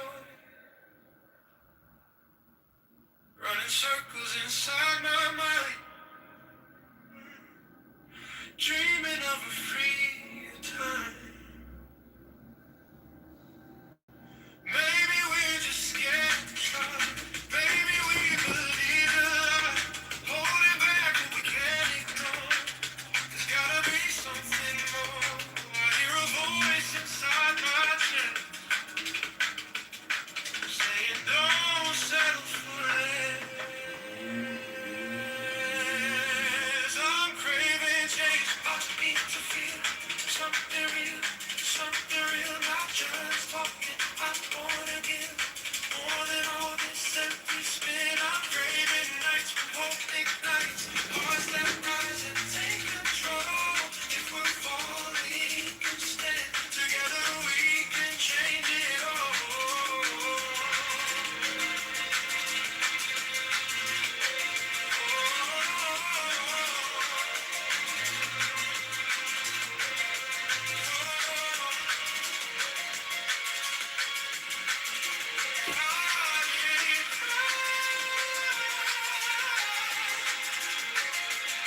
Break the silence, break the chain, raise a voice in every lane. Every vote can turn the tide.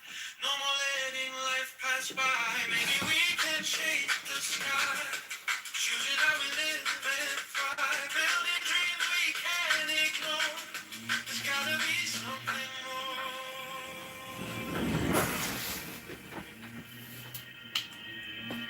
I'm craving change. I need to feel something real, not just talking. I wanna give more than all this empty spin. I'm craving nights with hope ignites, hearts that rise and take control. If we're falling, we can stand together. We can change it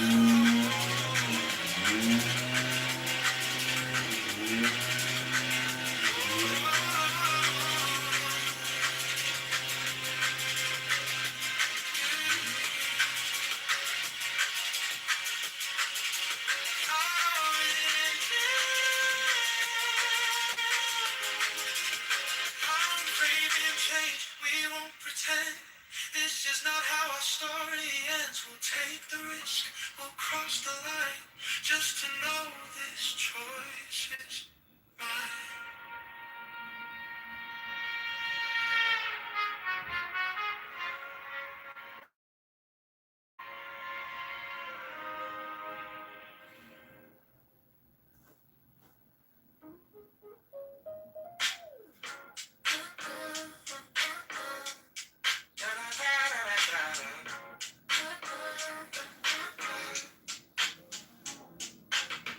Check my phone, read the city news. All these headlines, we got more to lose. Talking about the neighborhoods that need some love.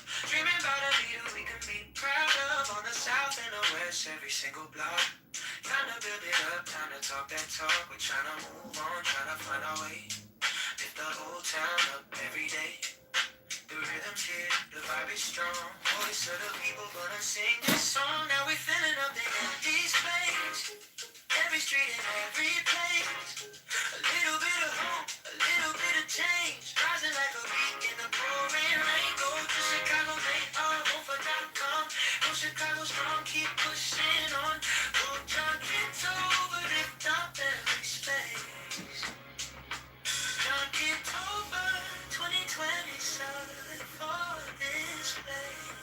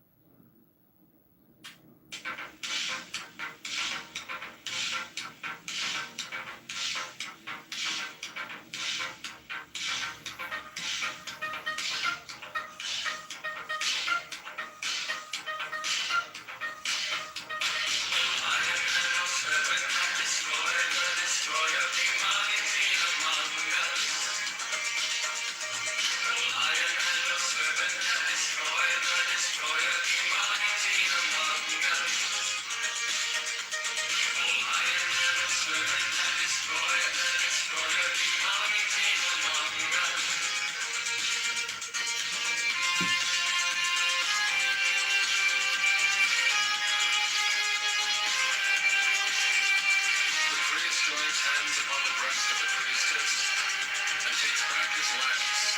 He turns it, if you will, lowers and raises the lance and makes upon them. Do what thou wilt shall be the whole of the law.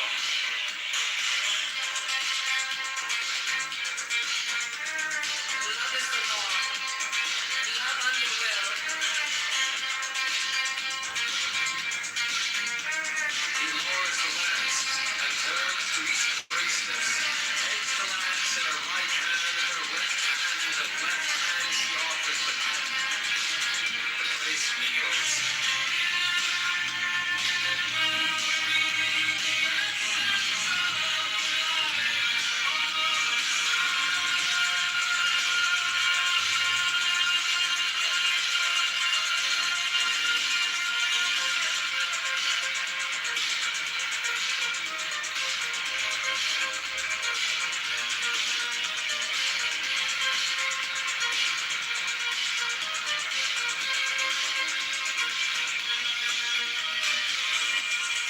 He takes the host with the right hand, makes with it on the paten, and consumes it. Silence the priestess takes, uncovers, and offers the cup as before.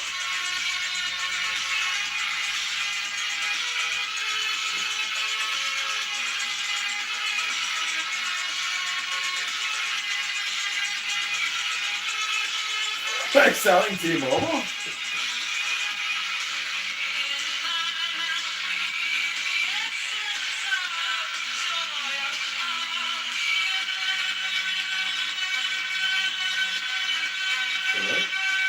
Yeah. You shut up.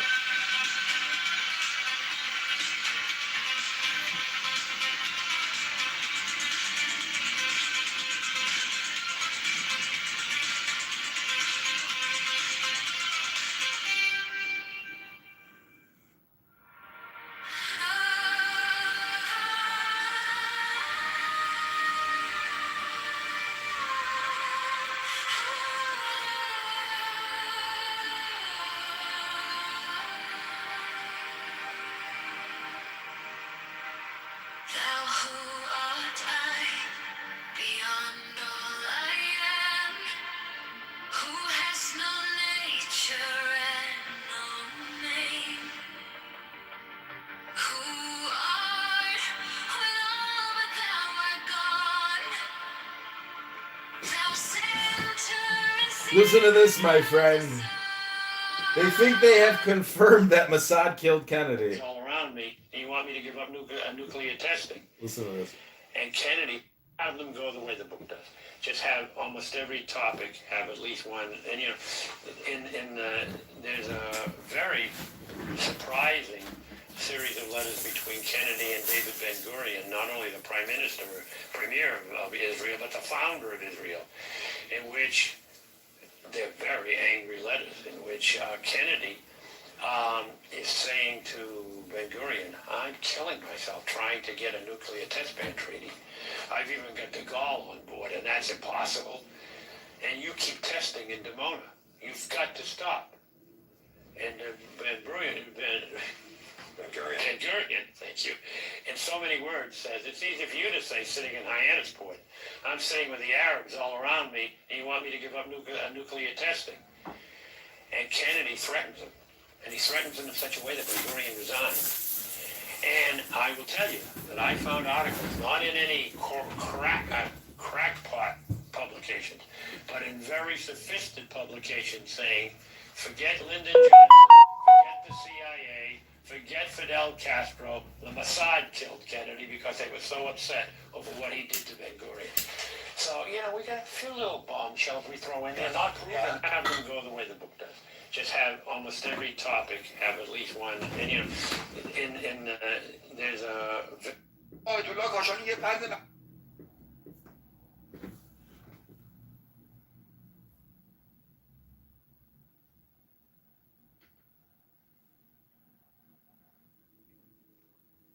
Somebody messaged me on Instagram and told me, shut up! So I wrote back, shut up? Yeah, who shut up? That's how stupid life is. But, you know, thing about Instagram comments is it's like you don't even want to click on them because you can't really even read them in the notification. So it's like, who cares what people say? The point is, I only post comments because I want people to look at my account. It's just okay. Thanks for all the different topics. I'm also live streaming Politically Correct on 15 different phones downstairs in my recording studio. I'm gonna file my taxes today and do some other little paperwork. They go to the gym. Went to the gym yesterday. Went to the gym the day before. And I've definitely developed a belly,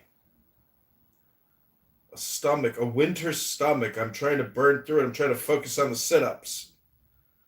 Focusing on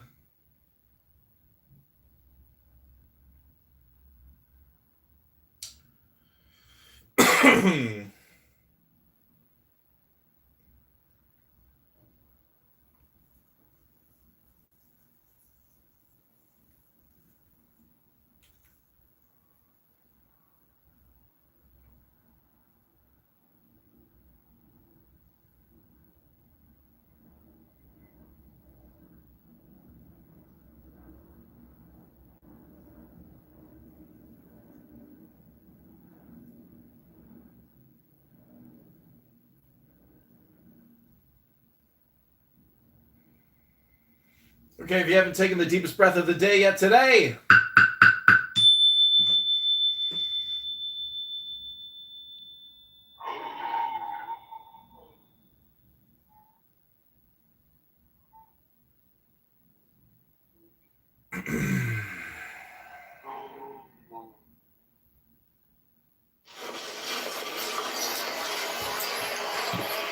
Hello. I see you. Sister, may we help you? You just lost the element of surprise, demon. Sister, this is a pre-trial hearing. We're going to have to ask you to sit down, officer. How did you find me? I just followed the scent. You can bluff everyone else, not me.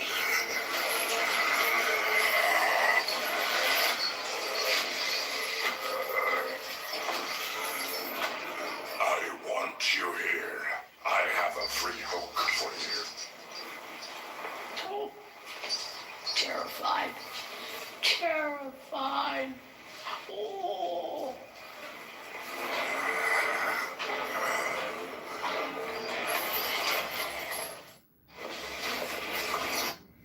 one of those weird YouTube clips about demons and nuns. Oh no! I've got the stalker back on YouTube. She keeps telling me punishment for my lies. And it's in the mail. My friend. I have this crazy stalker. I don't know what she's so upset about. What is she saying? Punishment for your lies. Yeah. Punishment. Michelle, this crazy chick from Clubhouse. Oh, really? Totally lost it, yeah. No, what a psycho. Let's see if I can block her. No, I've reported her. But she's deranged. I also blocked her number. She was like texting me nonstop. Kind of like me. I was about to say, you're annoyed by this behavior? Well, yeah, because I like to spam other people. I don't like to be spammed, duh. I'm a spammer. I'm not a spammer consumer. I'm a spammer distributor.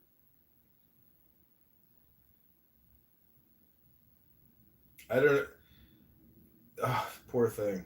You know, some people's brains, they just... they lose capability, and next thing you know, you're just like disabled. Do you have a dishwasher? Yeah. I spend a lot of time Doing dishes. washing dishes. If you make it into a Zen meditation of awareness, then it's actually not washing dishes. You're actually communicating or in the presence of the divine reality unfolding before you in the bubbles and the cups and the plates and the bowls and the forks and the spoons and the knives.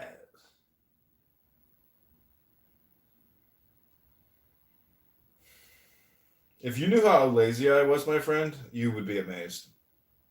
Because, you see, we are conditioned to work incessantly, nonstop, But doing laundry and doing dishes are two of those very low value activities. It's not like reading a book. So I don't actually put my dishes away. I put them all over the counters, and then I wait for that to build. Then I put it in the dishwasher.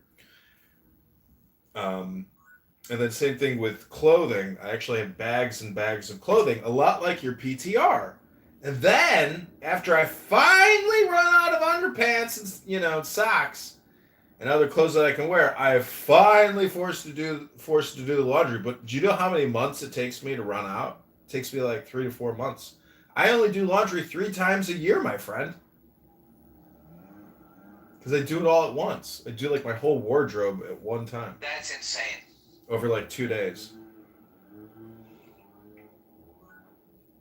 But just think about how much time I save, because some people do laundry every week. I only have to do laundry 3 out of 52 weeks. Do you know how much time I save from that? And it's all because I just decided to buy a ton of underwear.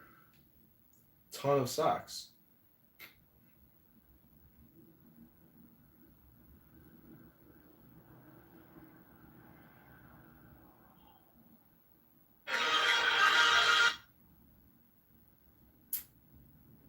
But that's actually pretty smart. How many pairs of underwear would you say that you have? I don't know, 60? Wow. Are they in a drawer? In a drawer, yeah. You can fill 60 pairs of underpants in a drawer, And it's a good investment just because of the time. Just think about it. If you totaled up all the time and then you were to, do a calculation and get a dollar value, you'd be like, holy shit, bro. I'm not even getting paid to do all this fucking laundry. I spend all this time doing all this fucking laundry.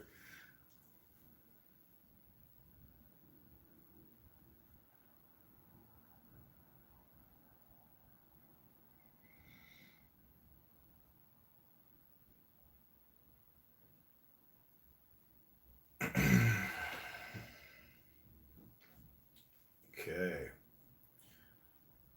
We are going to create more videos on YouTube of me reading books. Because all communication is hypnosis.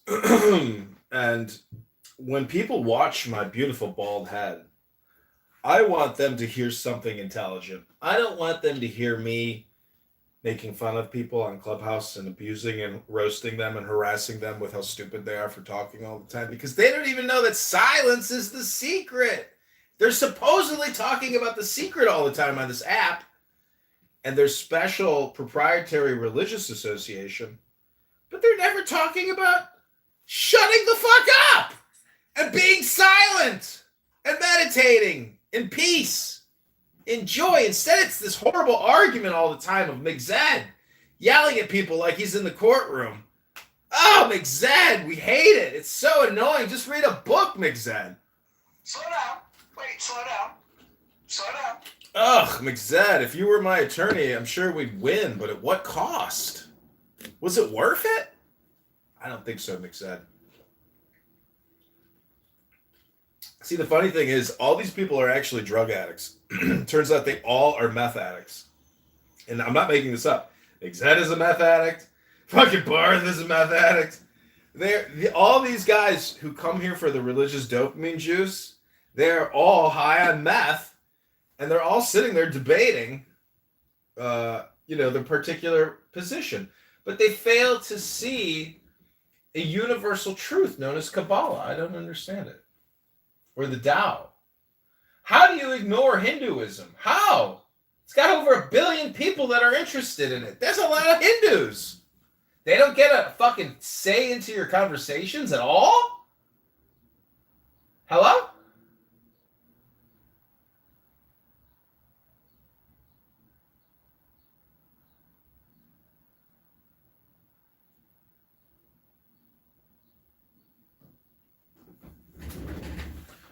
Okay, this is for you, my friend. Pick a number, 1 through 64, my friend.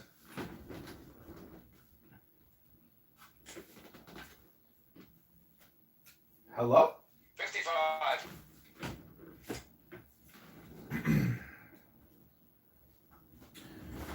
Okay, my friend, this will help with your love life. This is number 55. Fullness.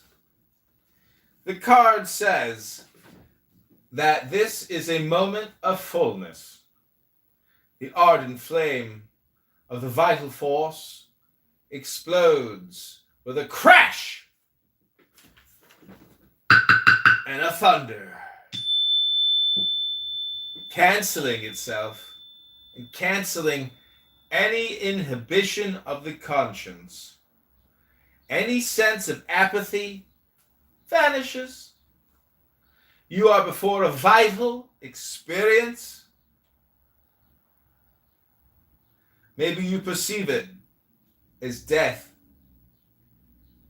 Fear it not, for maybe, for the first time, you are alive. Fullness, number 55.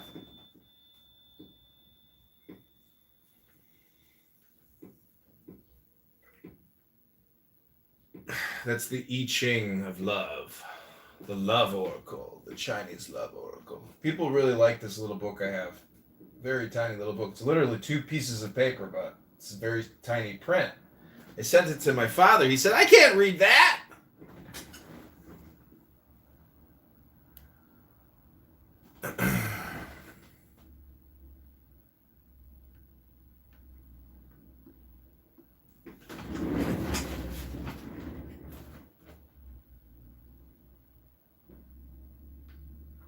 Woo! Caught you, baby. I caught you.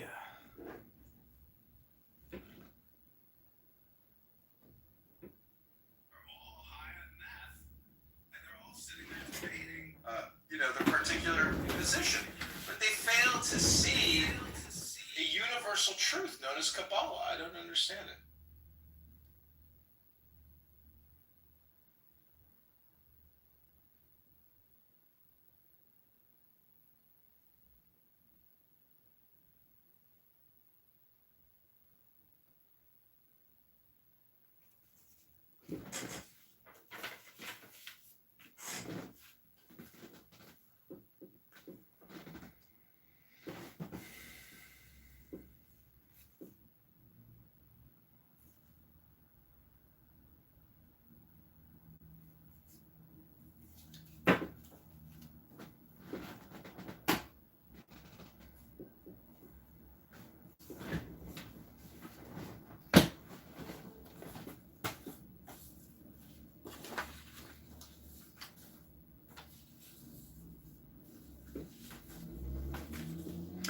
Okay, this is called the Isaac or Isiac tablet. It's holy and occult significance. W. Wynne Westcott from 1887. There is only 22 of these books in existence. It comes in a velvet, purple, like luxury thing. It's from 1887. It's very expensive. It's the Mensa Isaaca. It's incredible. You probably have never heard of this, but it's called The Photograph of Westcott's of the Isis Tablet. Are you aware of what the Isis Tablet is? It's at the Egyptian Museum in Turin. No idea. It's the Tabula Babina Savi Mensa Isaaca. It's an ancient Egyptian tablet. It's very complicated. There's a transcription of the Isis tablet from Athanasius Kircher, Oedipus Aegyptiacus in 1655. It's an incredibly complicated Egyptian hieroglyph. of incredible significance and beauty. And this rare book, translated by this master mage, Westcott, a supreme magus, it's called the Isiac Tablet of Cardinal Bembo. This curious relic of an age long past cannot fail to attract the attention of every earnest student of the mysteries. Its beauty of design, its careful execution, its obvious antiquity, its certain connection with that most incomprehensible scheme of religion, the Egyptian, all combine to fascinate the mind and stimulate the intellect in a search for the explanation of the purpose and meaning of this very elaborate pictorial work of art. Mysterious in its conception, of unknown origin, and of peculiar workmanship, the tablet merits examination and research. From the time of the learned Orientalist Kircher and of the classic Pignorius, many eminent archaeologists and men of letters have devoted their energies to the elucidation of the hidden object of the designer, who must have been as erudite in all the arts and wisdom of the Egyptians, as he was skillful in execution. The well-known names of Mount Fachon, Shuckford, Warburton, Kaesler, Kalus, the Abbé Bagnière, the Abbé Pluchet, Jablonski, Kenneth Mackenzie, Keneally, Wilkinson, Eliphas Levi, and Bonwick, all of whom have ventured some opinions, are sufficient proof of the worldwide interest that this Mensa Isaica has aroused. Many years have now passed away since the author made a labor of love of the drawing of the tablet from which the photogravure in this volume was taken, and his drawing being finished, his work seemed incomplete until he had supplied as its companion an explanatory treatise. However scanty and imperfect it may be deemed, he begs the indulgence of many a learned reader for its shortcomings, and if he has apparently undervalued the opinions of the modern school of scientific Egyptology, it is only because of his conviction that the tablet is essentially an esoteric character, therefore insusceptible of ordinary methods of interpretation. The photogravure provided with this little volume, 10 ins by 8 inches, is of course much smaller than the original, which is approximately 50 inches in length, 30 inches in breadth. So far as can be ascertained, the tablet has not been engraved or printed in its entirety since 1719, when it was published in France by Mount Faucon, and it has never been printed in England. The Isaac tablet is of bronze. The designs are inlaid upon its upper surface and are composed partly of silver and partly of a dark-colored enamel, which is somewhat the tint of steel in yellow work. Some portions of the silver ornamentation are missing. Perhaps they've been removed by force for their intrinsic value during the turbulent Middle Ages, although it is possible they may have become loosened and lost by accidental violence. Around the whole, the tablet is a border of small designs, or limbus, as Kircher called it. At each corner is a many-petaled rose-like flower. These divide the limbus into 4 portions, 2 vertical, a right and left, and superior and inferior portions. Within this border there are 3 principal horizontal divisions. The upper and lower regions are of equal depth. The central region is deeper and is further subdivided. I'm going to send you a picture of this so you can look it up and enjoy.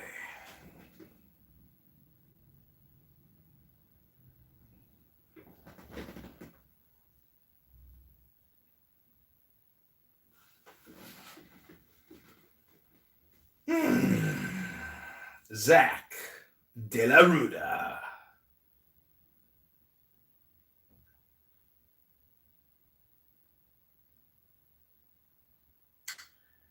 It's pretty interesting that it's made of metal because it's just incredible artwork.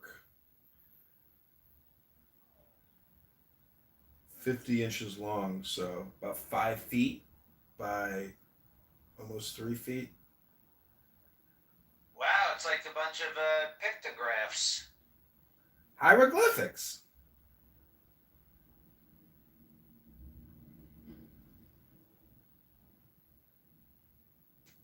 Clearly, it's genius. And whatever they were trying to communicate is unknown to us in 2026. But not anymore, because we bought the very, very rare, very expensive book. It's only 22 copies.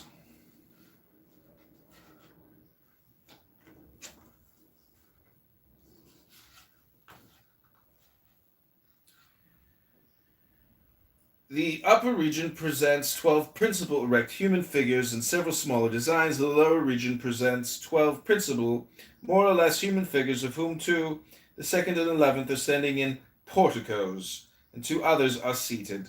The 5th and the 8th, there are also interspersed among these several smaller figures, as a boy, a dog-headed human figure, a cat, a bird, and other curious mystic designs. The central region presents a middle grand scene, extending over 2/3 of the whole length, consisting of a throned female under the canopy. On each side of her is a triad. Each triad consists of a seated figure, a human attendant, and a winged human figure. There are also 2 birds at each lateral scene. At each extremity of this grand scene are placed designs somewhat similar to each other. Each consists of an upper compartment representing a bull, with 2 attendants, and a lower portion representing 2 female figures, one on each side of a nameless object, whose formation can be better grasped by sight than from description. Between the upper and lower regions runs a narrow line of hieroglyphics. This does not appear in the photogravure, which from its necessarily reduced size would have rendered them illegible. And within the limbus runs all round a narrow design of wavy lines, with occasional small flowers, vases, phalli, and masks or faces interspersed. The letters which appear on the photogravure do not belong to the tablet. They are the reference marks adopted by Kircher in his scheme of explanation. Most unfortunately, the equally excellent plate given by Pignorius has a different set of reference letters. The only omission from the photogravure is that of the series of very small designs on the plain border of the central canopy and its basement. These are all similar, consist each one of a square, a circle within it, and within the circle 4 diameters, dividing it into 8 spaces. It will not be necessary to describe each figure minutely, as the plate can be referred to, and comments on each figure will be found later on, especially in the detailed explanation of Kircher, and the shorter references to other authors. Many curious esoteric notes and suggestions of my own will be found scattered through this volume, and are especially assigned to the conclusion. The title, heading the photogravure, does not belong to the tablet. It is the superscription given by Kircher to his drawing of the tablet, and reads as follows: a true and genuine copy of the Isiac tablet, a more ancient brazen tablet, engraved with the second letters of the Egyptians, for the first time produced from the Museum of Torquatus Bembo in the year 1559. Hence it is called Bembini. Aeneas Vicus of Parma published it and dedicated it to the Ferdinand Caesar I. Athanasius Kircher, the Jesuit, devotes this as a monument more enduring than brass. Having reduced it to a more convenient size, he is the interpreter of the same. Rome, 1654. This most interesting and mysterious tablet appears to have been treasured in one of the palaces in Rome, at the time when the Constable of Bourbon, in command of an army of the Emperor Charles V Germany, overran Italy and sacked the city in the year 1527. It then fell into the hands of a blacksmith or iron worker, who sold it for a large sum of money to Cardinal Bembo. After his death it came into the possession of the Dukes of Mantua, in whose treasure house it figured as a relic of the past until 1630, when Mantua was plundered and burnt by an army under one of the generals of the Emperor Ferdinand II. It was then once more lost sight of, and indeed many important authors state that it was never seen again, but was probably destroyed by some of the ignorant soldiery, in removing from its surface the silver plates for the purpose of sale. There is, however, at least one author who gives a correct account of the history of the tablet after the siege of Mantua in 1630. All honor to Johann George Kessler, who published in 1740 his travels through Germany, Italy, and other countries. In his account of the palace in Turin, he says that when Mantua was plundered, the tablet fell into the hands of Cardinal Pava, who made a present of it to the Duke of Savoy, by whom it was preserved. It was finally presented to the King of Sardinia, in whose palace at Turin in 1730 it was made a great favor to him to be allowed to see it, because it was very carefully guarded. He describes it as a pretty large copper plate, with silver imagery inlaid amid a blue steel enamel. He states that Pignorius's large plate is the real size, and that Montfaucon has in his copy inverted it. This is an error, but Herwart de Hohenberg has done so. The Guide to Northern Italy by Murray states that the tablet is now exhibited in Turin at the Museum of Egyptian Antiquities. He gives as the dimensions 4 feet 2 inches by 2 feet 5.5 inches. He states, without giving authorities, that it was first discovered on Mount Aventine in Rome, at a spot where a temple to Isis once stood. Having been again lost at the sack of Rome, it was found in 1709 at Turin, carried away to Paris in 1797, and returned to Italy at the peace. He suggests that it was made in the time of the Roman Emperor Hadrian.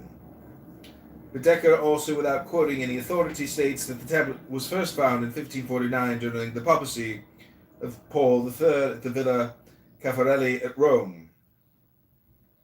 Aeneas de Vico, who published his splendid identical-sized drawing of the tablet in 1559 at Venice, gives the following as the title: Vetutissime tabulae annae hieroglyphics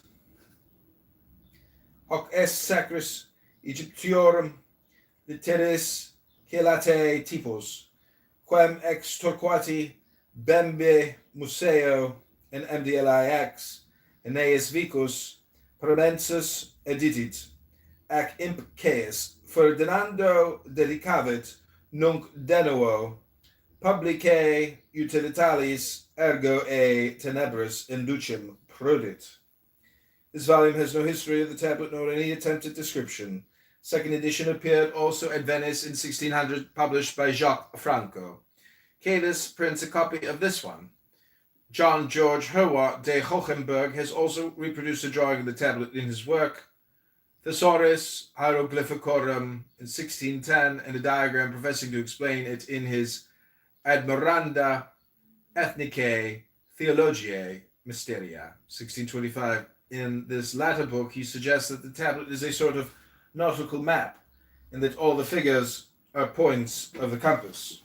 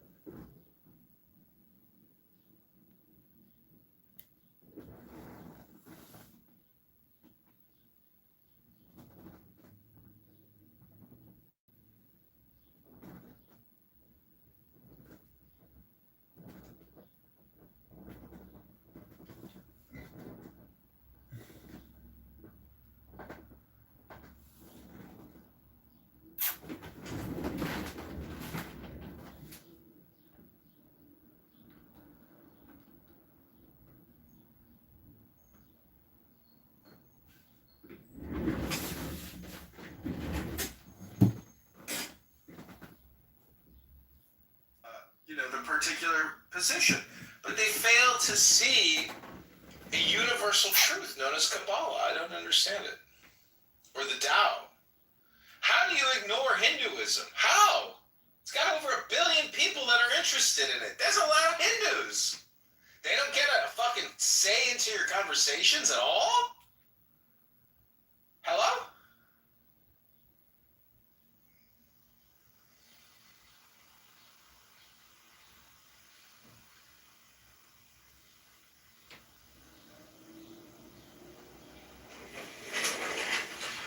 Okay, this is for you, my friend. Pick a number, 1 through 64, my friend.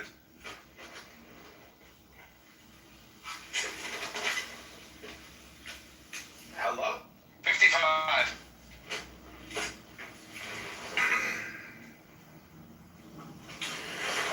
Okay, my friend, this will help with your love life. This is number 55. Fullness. The card says that this is a moment of fullness. The ardent flame of the vital force explodes with a crash and a thunder, canceling itself and canceling any inhibition of the conscience. Any sense of apathy vanishes. You are before a vital experience. Maybe you perceive it as death. Fear it not, for maybe, for the first time, you are alive. Fullness, number 55.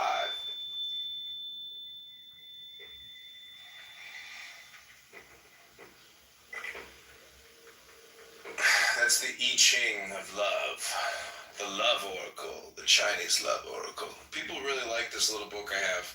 Very tiny little book. It's literally 2 pieces of paper, but it's a very tiny print. I sent it to my father. He said, I can't read that.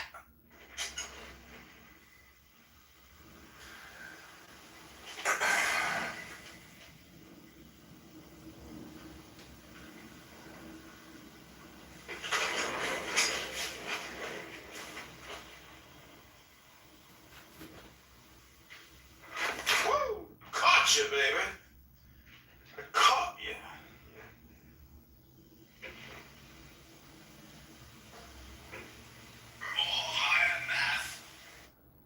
The particular position. But they fail to see a universal truth known as Kabbalah. I don't understand it. Or the Tao. How do you ignore Hinduism? How? There's got over 1 billion people that are interested in it. There's a lot of Hindus. They don't get a fucking say into your conversations at all? Hello?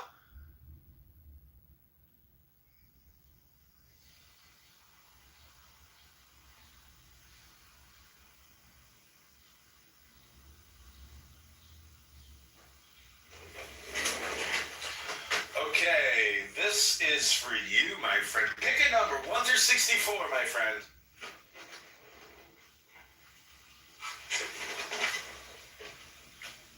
Hello? 55.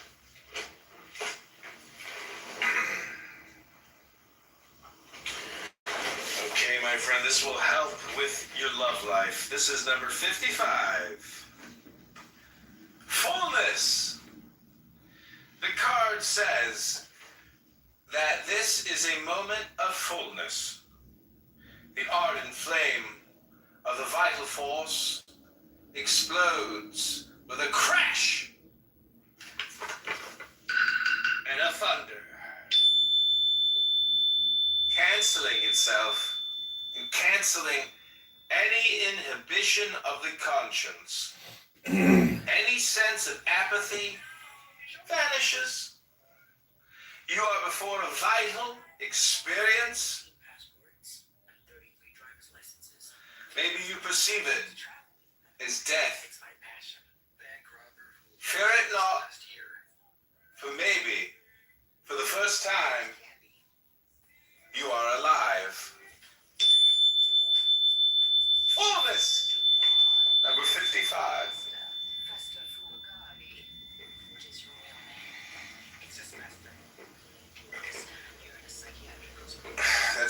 Ching of love, the love oracle, the Chinese love oracle. People really like this little book I have.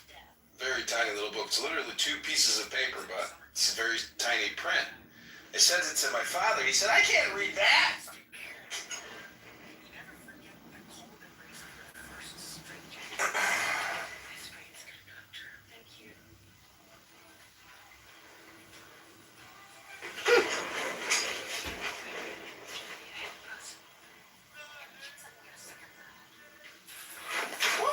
Caught you, baby. I caught you.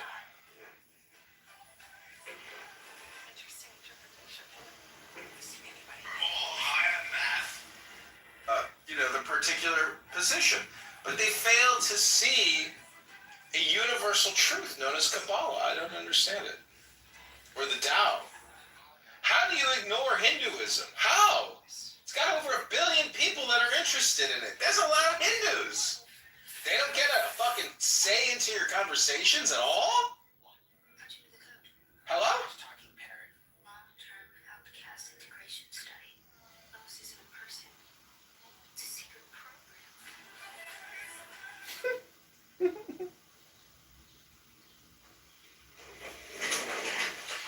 Okay, this is for you, my friend. Pick a number, 1 through 64, my friend.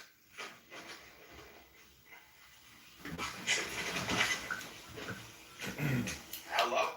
55.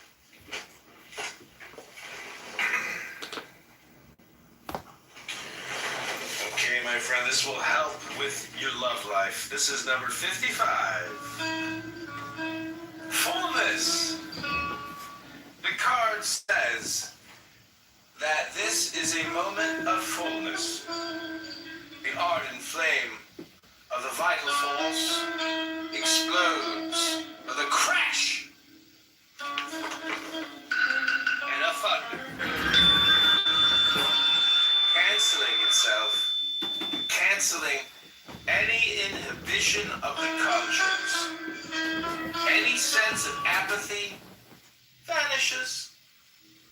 You are before a vital experience. Maybe you perceive it